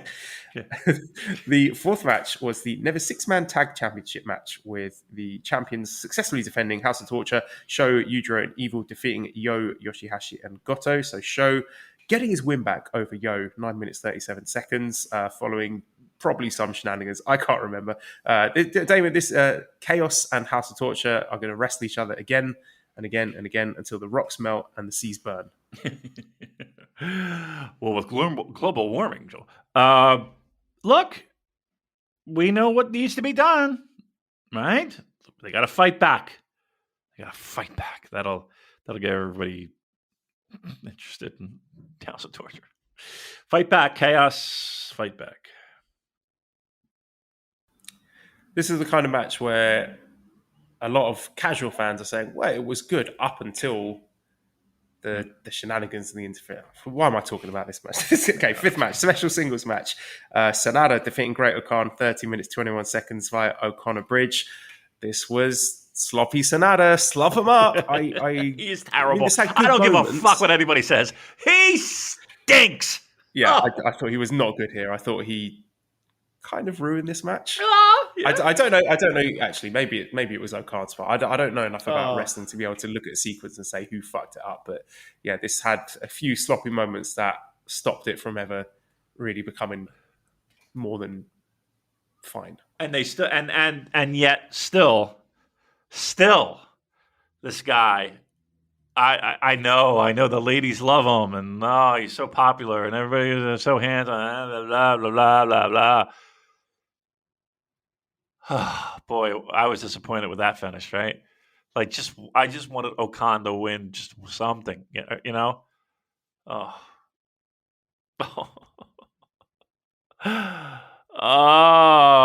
Sanada. Are you concerned about the Great O'Khan Yeah. losing all the time, or do you think this is just what they do for? I think House of Torture. I'm not House of Torture. United Empire.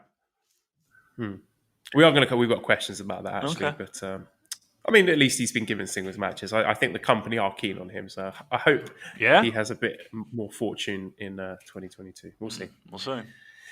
Okay, sixth match was a special singles match. Tetsuya Naito defeating Jeff Cobb in 15 minutes 34 seconds. This is an interesting one. You didn't like it? Well, no, I did. I loved it. I thought Okay. it was really great. Here's the thing, though. So when I was watching it, this is exactly what we said it needed to be. Cobb was at his best when he's got someone to throw around and make him look like a monster. Naito's always going to be that guy. Naito, very unselfish wrestler. He will bump like a bad man for anyone, and he did that for Cobb. Oh no, I hear a good morning, voice. Esther.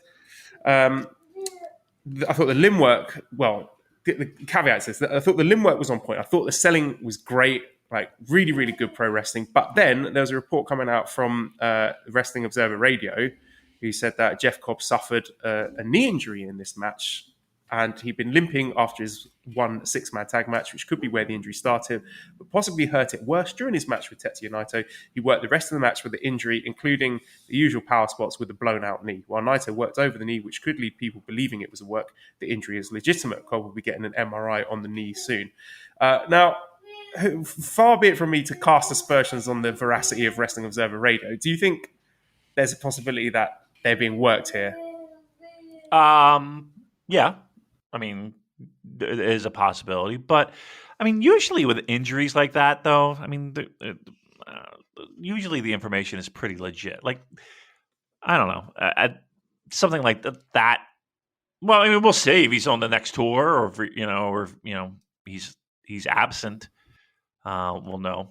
But yeah, I mean, I don't doubt. Let's put it this way: I don't doubt the fact that that's the information that Dave and Alvarez got. I mean, I'm sure it was.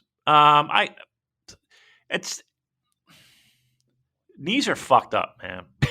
Because I know that's a weird thing to say, but you get an injury on a knee, man. That's sometimes really hard to especially a big guy like that. Like, I worry because if that's like an ACL or some shit like that, that's like 8 months, especially if it's surgery involved. That's going to be some trouble. That's going to be some trouble. Just when he's, well, we can only hope for the best. I mean, I don't know. I haven't heard anything positive or negative when it comes to Jeff Cobb's knee, but it could be worse fucking timing if that's true. All right, the seventh match was the IWGP US Heavyweight Championship no disqualification match where Tanahashi defeated Kenta 22 minutes 40 seconds following a high five flow. People seem really mixed on this, Damon. Some people I've seen some calling it a classic garbage American style plunder match. Adam said not so much a question, but I think Tana Kenta is an iconic Wrestle Kingdom match just because of how different it was. Yeah, what do you think, Damon? Where do you stand on it? Oh, I loved it. Because it was so different and because it did stand out. It wasn't like you see this a lot. And trust me, going into this, no DQ, you're thinking, oh, okay, somebody's not going to break a 5 count, or, oh, okay, maybe a chair. But, they were bringing out all kinds of stuff. I mean, listen, if you don't get hyped up, not hyped up, I don't want to see anybody get hurt, but Kenta falling off that fucking ladder and busting his head open, and the visual of the table with soaked in blood, hard way, right? And again, that high fly flow from the top of that ladder, that is a 40-something-year-old guy who, as the joke says, is held together with duct tape and hairspray. Like, he should not be doing it, and yet he did it, and it was spectacular. It was spectacular. Again, if you don't like those type of weapon matches, okay, I get it. And I'm not always the biggest fan of them. But I thought they did fantastic. Just for that spot alone. I mean, the whole match, you could take or leave. I don't even care. Give me that closing sequence.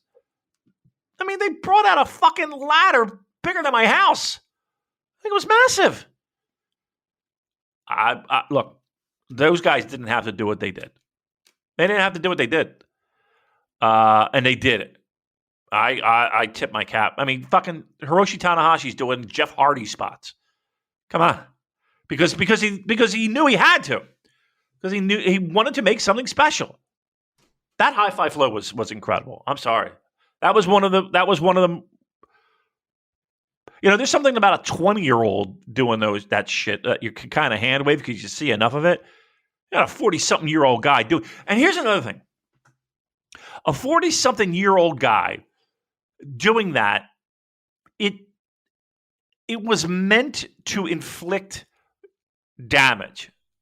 Like, it felt like a move where I'm going to fucking destroy you, not I'm going to do a bunch of flips in the air and land, right?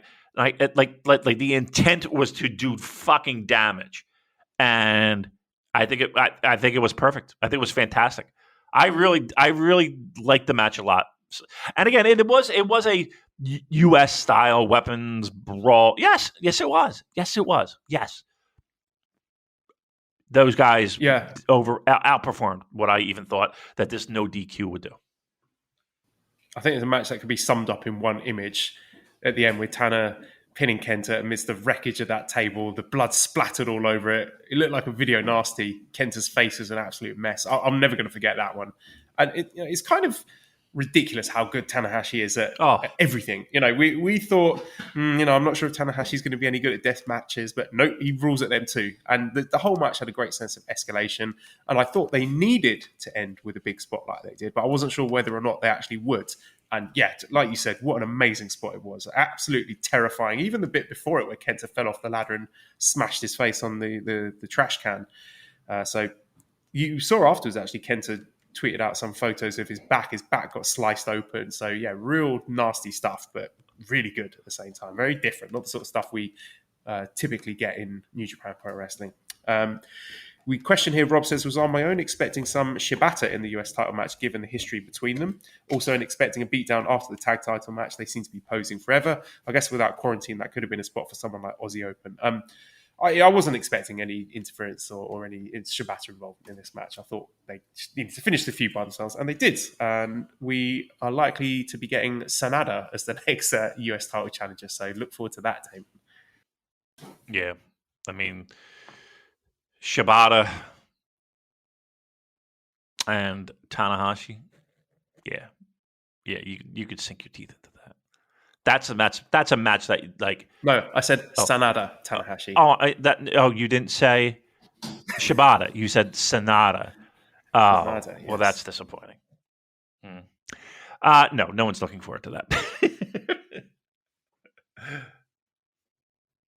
Well, here we go, Damon. Strap yourself in for the main event, the IWGP World Heavyweight Championship. Kazuchika Okada defending against Will Ospreay, 32 minutes, 52 seconds via the Rainmaker.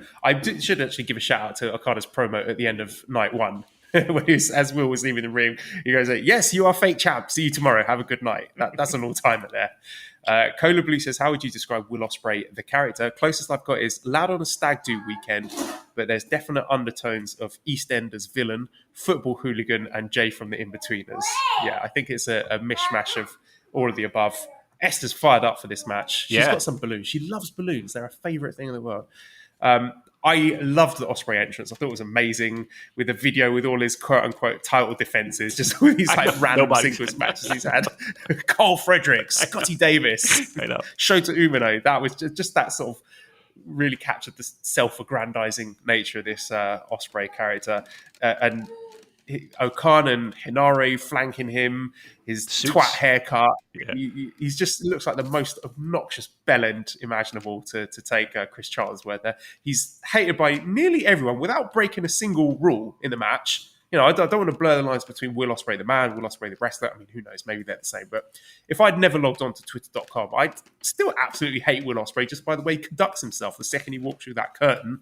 And throughout the match, despite him pretty much wrestling clean as a whistle. So there you go. You can be a heel without cheating. All you need to do is get a perm. I'll hate any man who gets a perm. I gotta be honest with you. You're instantly on my shit list if you purposely get yourself a perm. Can I ask you a question? Do you know if I say the name Jake Paul, do you know who that is? Yes, I do. Yeah. Doesn't he remind you of that guy? Yes, he does. Okay, that's the vibe I get. That's the vibe I get. Look at me. Look at me knowing who these fucking people are. Yeah. Yeah, this match. I mean, I might be out to lunch here, but this actually reminded me a lot of the first ever Okada Omega match at Wrestle Kingdom 11. I loved everything about this Damon. I thought the selling was fantastic by both men. You know, Okada's doing that sort of low key flexing, shaking out his knocks from the Shingo match the previous night. And just those moments we get with Okada where his opponent hits him just a little bit too hard and he responds with that little snarl, a burst of rage and just wipes out his opponent. And he's got those levels to his performance that he can sort of adjust and play into as it goes on. Ospreay sort of showing his frustration as the match went on, you know, the grubby Essex shit talking. I love that. I think the striking was absolutely fantastic here. Yep. Every single chop and forearm looked like it hurt. And it's something I don't think either of these guys get enough praise for. I thought they were outstanding with the striking here. Not only that, the breathtaking athleticism of both men with the high-flying maneuvers they pull off at top speed in the middle of incredibly intricate sequences, just executed with technical perfection. And there were some really ambitious sequences in this match, and every single one of them executed flawlessly. Yeah. No sloppiness here. You know, this is big boy shit. The reversals, that was so smart, so well executed. The super kick to Okada's knee when he did the crossbody over the guardrail. When Okada turned the Sasuke special into a tombstone to the floor. When Okada transitioned his backside lariat into the cheeky Stormbreaker near the end. The Rainmaker into the Spanish Fly. Just the stuff that I wouldn't even imagine doing, and they pulled it off. The little callbacks as well. There was Ospreay launching himself off the rigging like he did at Wrestle Kingdom 12 in the Junior 4-way. And can we just take a moment to appreciate how insane it was to do that in the main event of Wrestle Kingdom? Climb that tower. Yeah. You've only got one guy standing there to catch you. You don't have three wrestlers. There's not a team of young lions down there. It was one guy. Yeah. You know, Ospreay could have landed anyway. Anyway, you know, the only thing between him landing face first onto the iron bars of that base of the rig was Okada. One guy. So the level of trust that these guys have got with each other is astounding. And of course, Okada manages to catch him perfectly because, you know, these are two of the best professional wrestlers on the planet. And I love Ospreay's wild, frenzied moves like his power bomb where it looks like he's almost out of control. He looks like he's going to drop the guy on their heads. And Okada's big fuck-off drop kicks where, you know, he's doing those drop kicks far less often these days, but to much bigger effect. He lands one or two big ones per match, and they are now the turning point in his matches. In both matches at Wrestle Kingdom, he hits them just as his opponent is sort of building up ahead of steam, just as his opponent's about to land a big signature move. Okada counters with a drop kick, takes all the wind out of their sails, and then finishes them off. He did it against Shingo the night before, but here, as the match went on, Ospreay had a few counters to the drop kick. Like there was that incredible that power bomb counter. Yes, it was amazing, wasn't it? And I think Ospreay, for his part, is putting more consideration into the way he sets up his moves, like the shooting star press off the ropes that was set up by him kicking Okada in the head twice. So rather than Okada just hanging out on the apron waiting to eat the move, you can buy that.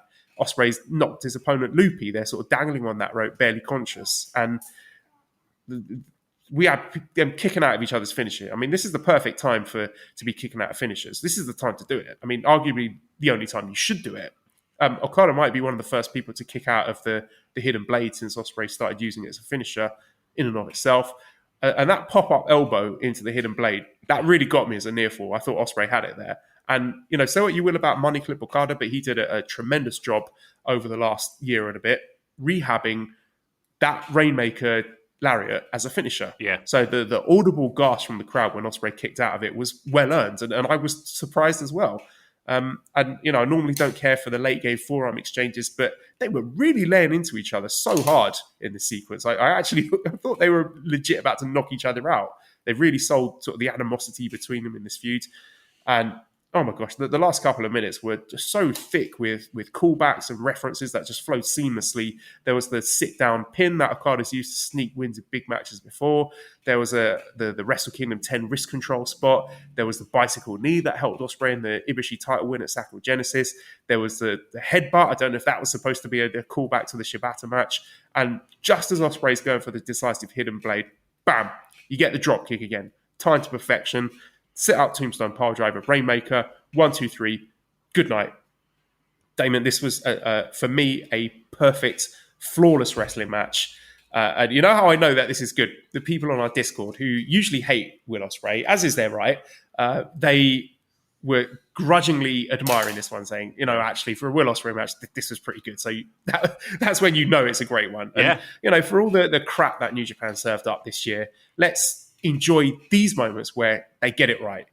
Putting the 3 best wrestlers in the biggest spot of the year, just letting them go out there and do their stuff. Shingo, Ospreay, Okada, all 3 of them, absolutely outstanding. Pro wrestling doesn't get much better than this. Shingo was incredible. Ospreay was incredible. And he's going to get better. As he said it himself, he's not even 30 yet. And I think he's already one of the best wrestlers in the world. His post-match promo was very good too. That's worth checking out. But this event, for me, it's all about Kazuchika Okada. We talked about him before.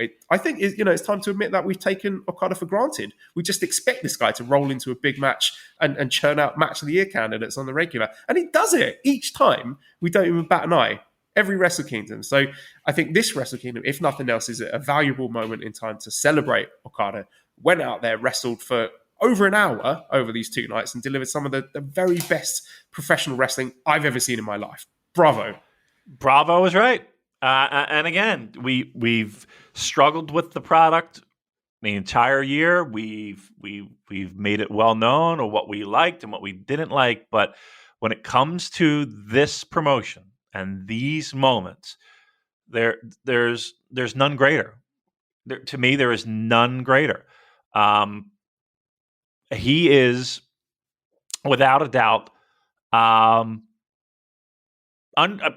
underappreciated in how great he is. And you're right; it is almost expected of him. But not only is it expected of him, but there's something to be said when you do it in a big spot and you do it in a big moment when a company needs you most. Now, he did this, and there are a few people that have done this. You look back at G1s. You have your semifinals and finals. You have even more recent times with Wrestle Kingdoms where guys are working 2 nights in a row and putting out fantastic matches. And those people are, a handful of people. First, let me tip my cap and throw some flowers to his dance partners, because Shingo and Will were outstanding. Really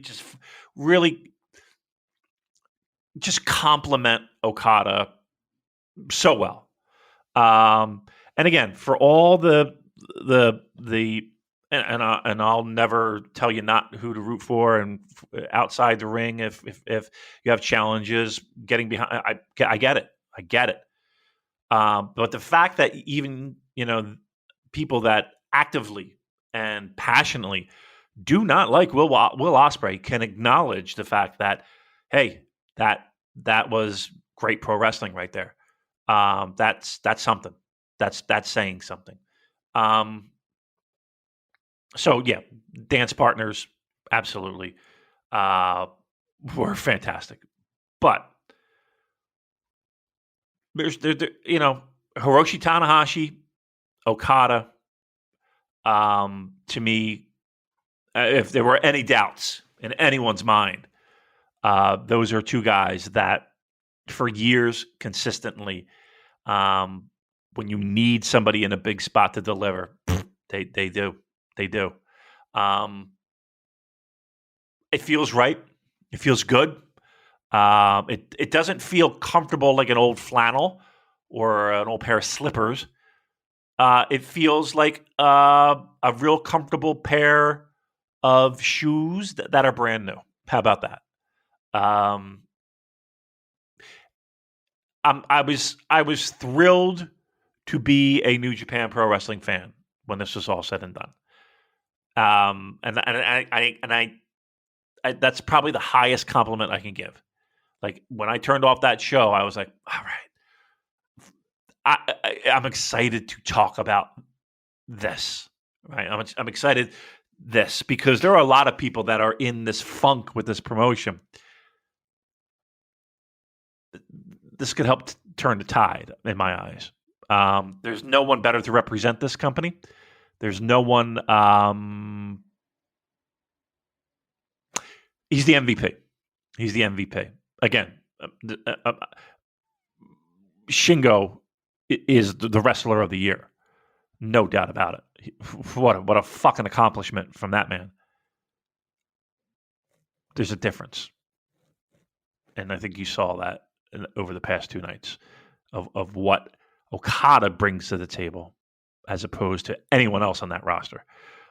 It's magical. He looks like a star. He feels like a star. He is a star. And one of the greatest wrestlers of our time. How are you feeling about Tetsuya Naito as the next challenger? Fine with it. And that's another thing, too. You can it just seems like the company is like, okay, we know who our guys are. We know the guys that will, let's put it this way. Anybody complaining about that match? The idea of those two getting in a ring together again? I ain't. Fantastic. Again, will there be fresher challengers? I'm sure there will be. Right? I'm sure there will be. But I'm totally okay at Naito being the next guy because you know it's going to be really good. Rocco says, is the United Empire still a formidable faction after going 0-3 in singles matches on night 2? Yeah. I keep saying I'm waiting for the wins to come. Like I'm waiting for the big wins. I'm waiting for things to happen. It hasn't happened yet for any of them. I mean, again, Will is Will, and he's the leader of that faction. Jeff Cobb, when's that going to happen? Henare, when the fuck is that going to happen? Okan, but we're still waiting for that one, aren't we? Seems like I don't know. Seems very, very odd. Feels like it's taken a little bit longer than I expected. Let's put it that way. Pro Wrestling V1 says, what do you suppose is next for Will O? Comes in, does the job, back to the States for a January 22nd Warrior Wrestling show in South Bend, Indiana. Actually, I think there is a rather big Rev Pro show coming up. It's, let me check what it is. It's high stakes, I believe. I'm going to make sure I get this properly. So Saturday, January 29th at York Hall, Bethnal Green. So Ospreay, I think, is going to be wrestling Michael Oku on that show. And we're also going to be getting Shota Umino against Yota Tsuji, which is going to be one to keep an eye on, I think. Brian says, do you find our own Super J-Cast Discord getting more and more polarizing these days in terms of what we find are great matches or crap over these 2 nights of Wrestle Kingdom? Yeah, it is a polarizing place, but I like it. I think there's always respect. I don't think people ever out there attacking each other. Like, I know I'm in the minority there for being someone who enjoys Will Ospreay matches. Most people there hate him, which is fine. So I'm okay with that. People are not going to attack me or have a go at me for liking Will Ospreay matches. I think it's a good space where you can have divergent opinions, but people can talk about them, with a bit of fun, bit of teasing, but ultimately in a respectful way. So that's one of the things I do like about our Discord, even if it seems to be contrary to the popular narratives at times. That's all you can ask for, right? I mean, if that's something that you enjoy, if you enjoy communicating with others online, then yes, that's all you can ask for. Me, on the other hand, it's not for everyone.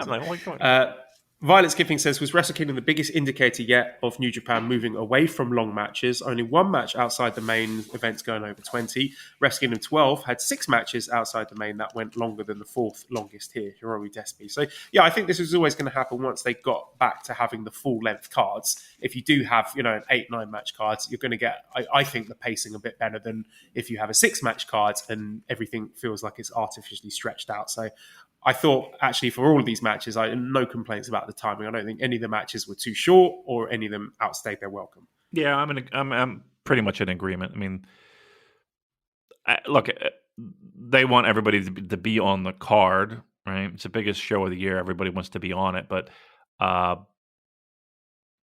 don't think I had anything that I felt was too short or anything that was just like, oh, my God, will this thing end? I think everything kind of had a nice pace and everything kept moving.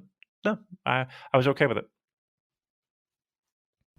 Cola Blue says, when looking at pandemic Wrestle Kingdoms, which year do you think had the better double gold dash? Wrestle Kingdom 15 with Naito Ibushi and Ibushi Jay White, or this year with Shingo Okada and Okada Ospreay. I think this year edges it for me, for what I like to see in my wrestling this year. There's not a great deal in it because I did love both of the matches last year, but this one slightly ahead for me. Yeah. That's tough. I think, I don't know. I loved this one a lot. Maybe because I felt like the chips were down, and I felt like I don't know. I don't know if it was my expectations were at a certain level and they exceeded it. I don't know. I was just really impressed by Okada, Will, Shingo, Tanahashi, Kenta, even Naito and Cobb, Hiromu, Despy. I think the top matches that needed to delivered over my expectations even. Chris says, please rank your top 5 matches of the 2 Wrestle Kingdom nights. Okay, so top to bottom, I would say Okada Ospreay was my favorite, then Okada Shingo, then Kenta Tanahashi, then Cobb Naito, and 5th place I will put Shibata versus Ren Narita. I would replace that with Hiromu and Despy. And oh yeah, I forgot Hiromu Despy. Okay, I'm bumping Hiromu Despy up to 3rd place. Oh, okay. And I would just flip flop Okada's matches. I like the Shingo match a little bit more than the Will match, but both of them were great. All right, well, we have a Wrestle Kingdom Night 3 coming up in Yokohama Arena. I don't know. I'm not going to go match by match here because I don't know enough about the Noah competitors to be able to do it justice. Benjamin says, as someone who doesn't keep up with Noah, what are the bullet points I should be aware of going into the Saturday show? I'm going to point you to 2 resources here. One is from Aidan O'Brien at Kobe Stagg, who's written a series of articles detailing the history of New Japan versus Noah. So I think that will be good to know going into this. And also just go on the New Japan website, njpw1972.com. If you go to the news section, there's an article, Wrestle Kingdom 16 in Yokohama Arena card set. And that gives you all the backstory, everything you need to know about the wrestlers going into the matches. So that's what I suggest you read before watching this show. You think there's a follow on Twitter? Isn't there like what's the guy's name? I'm assuming guy, but maybe I should dial that back. That person. I'm gonna say Metal Noah. Yeah, that sounds right. Is that right? Yeah. Very passionate Noah fan. At Metal 0515. Okay, there you go. I always see that, like people retweeting stuff, and so I would say that's a definite resource for people. Just to get a little backstory. We're not it. I mean, I hate to say I haven't watched Noah in I told you the last time I saw a Noah show was live at Corkin. So I mean that's how far back that goes. So plenty of other resources that are better than us on that. So we talked a bit about the United Empire going 0-3. Do you think, is my working theory, that there's going to be some sort of United Empire run-in during Wrestle Kingdom Night 3? Why them? Because it felt like the build, which I thought was really cool. Like the entire fucking promotion shows up at Wrestle Kingdom, right? And then let's talk about that for a bit. Okay. Here's a question. Trill Ron Hubbard says, how badass did the Noah lads look during their promo during night 2 of Wrestle Kingdom? That is my question. Yeah, I did like them all turning up in their tracksuits. They looked a lot harder than the New Japan crew, sure did. To put it mildly. I was having a fun chat with Manabu last night, actually. He said Kiyomiya was nervous like a cat. Keno was like a small dog. I did enjoy the Keno promo where he's just like barking at everyone. It just seems to be his gimmick. He just shouts a lot. He's a very angry man. I like that a lot. I think that did make me interested for this show more. And interesting, Keiji Muto didn't say anything. He doesn't want to get involved in the shit talking out of respect for New Japan. So, he's working on his phone. He couldn't get his feet fumbling with a fucking phone like a 50-year-old man. Yeah, but no, the reason I said that about United Empire, I thought, they've lost all their matches here. I thought to get their heat back, they might, I don't know, I was just imagining like Ospreay running in and attacking Marufuji or something to set up something down the line, but who knows? When I went to London, a couple of years ago, I did go to a show, and it was like Marufuji was on the show, and Will was on the show. And I think it was run in conjunction with Will was somehow involved with the show, promoting. Place was packed. Place was fucking packed. I don't know. That'd be pretty cool. Marufuji, Will? Are you kidding me? I mean, if there's a way we can make that happen down the line. All right, now let me ask you this. Everybody's talking about, all right, well, could this be more involvement? Is this just a one-off? Will there be more? Give me the percentage. Give me the odds. Noah participation, G1. Ooh. It's so tricky to do. It is. Politically. But imagine I'm that. going to say no, but No. Can I give you the compromise that I think we will see further New Japan and Noah collaboration throughout the year? Stick those motherfuckers in G1. Come on. That would I'd love to see it. Oh. I would love to see it. Okay, give me names there. Okay, right, here we go. Dean says, outside of the big names like Nakajima and Shiozaki, are there any Noah wrestlers you two are particularly excited to see or learn about? Kino? So, yeah. Who else? Who's the guy? I'm sorry. I feel like an absolute boob because I don't know. He has the fro, and he comes out to Earth, Wind, and Fire because I remember our friend Kyle singing it at 2:00 in the morning on the streets of Japan. That fucking song. What is his name? Fuck, I should know this. God damn it. Well, I'm looking at the card here, Right. and I can see the graphic of the first thing you're talking about. We've got, in this team, there's King Tani, Mohamed Yone, and Akitoshi Saito. I think Is it it's one of Mohamed those? Yone, right? Yeah, that's what it is. Okay. Mohamed Yone. Let me look it up. Yeah. Oh, people who... Yes, it is. That's it? All right, yeah. Yeah.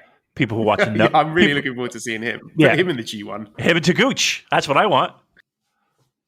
He's very Taguchi-like to me. Very Taguchi-like. I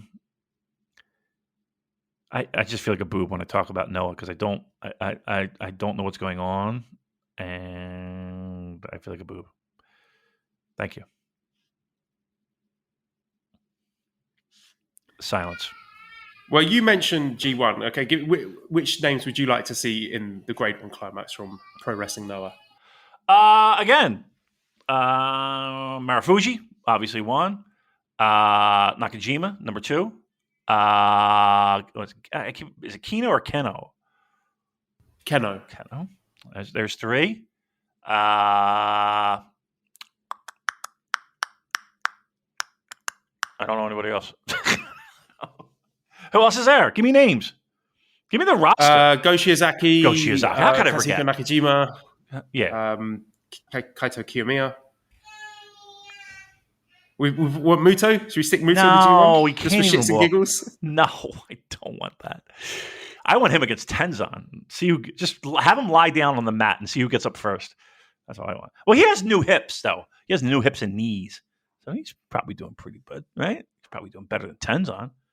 Yeah, there you go. So I'm sorry that I don't know that much. I really don't. I haven't really followed. This is not our strong point, but I think it's going to be a fun show anyway. Chono's Glasses says, do you think if the IWGP champ is pinned on night 3, that they will give that person a title shot? For example, I hope so. if Okada walks out night 2 as champ, gets pinned by Kiyomiya on the 8th. I do not think Okada's getting pinned in this main event. Neither do I. But again, if we're fantasy booking here, the ideal scenario would be Noah getting big wins to set up future programs, right?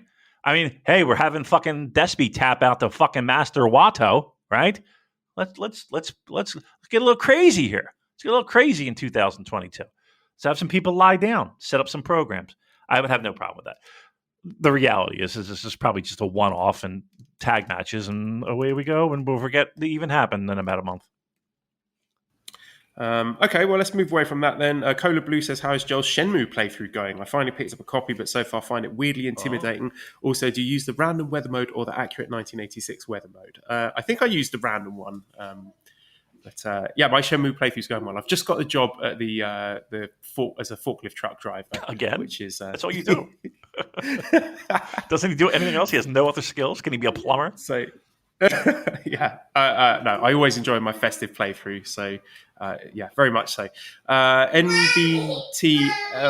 Okay, you know what? I better wrap it up. Yeah, so, that's it. redcircle.com/shows/Super-J-cast if you want to throw some money our way. Discord link is in the show. No, it's not in the show notes. You need to message me on Twitter if you want a link to the Discord at Cobra Kawaii and ProWrestlingTees.com/SuperJcast if you want to buy one of our t-shirts. Thank you to editor Dan. Find him on Twitter at LousyHero219. Subscribe to the Voices of Wrestling podcast network for other great shows. Give us a 5-star review on iTunes. Follow us on Twitter at SuperJcast. Thank you everyone for listening. Goodbye. Happy New Year.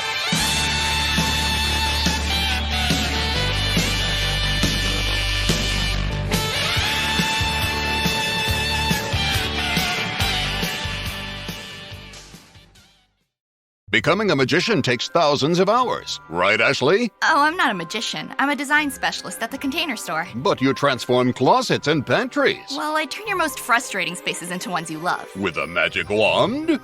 With Alpha, our customizable, adjustable, and affordable shelving and drawer system. The amazing Ashley! Making daily frustration disappear. Just doing my job. Transform your space with Alpha and save 20% on purchases over $500. Get started with your free design at the Container Store today. Look, staying healthy isn't easy. Watching your diet, hitting the gym, avoiding stress. But a good night's rest helps boost your overall health and wellness. And it couldn't be easier. The Sleep Number 360 Smart Bed effortlessly adjusts and responds to both of you. The result? You wake up ready for anything. Proven quality sleep is life-changing sleep. Don't miss our weekend special. Save up to $1,000 on Sleep Number 360 Smart Beds, plus special financing. Ends Monday. Special financing subject to credit approval. Minimum monthly payments required. See store for details.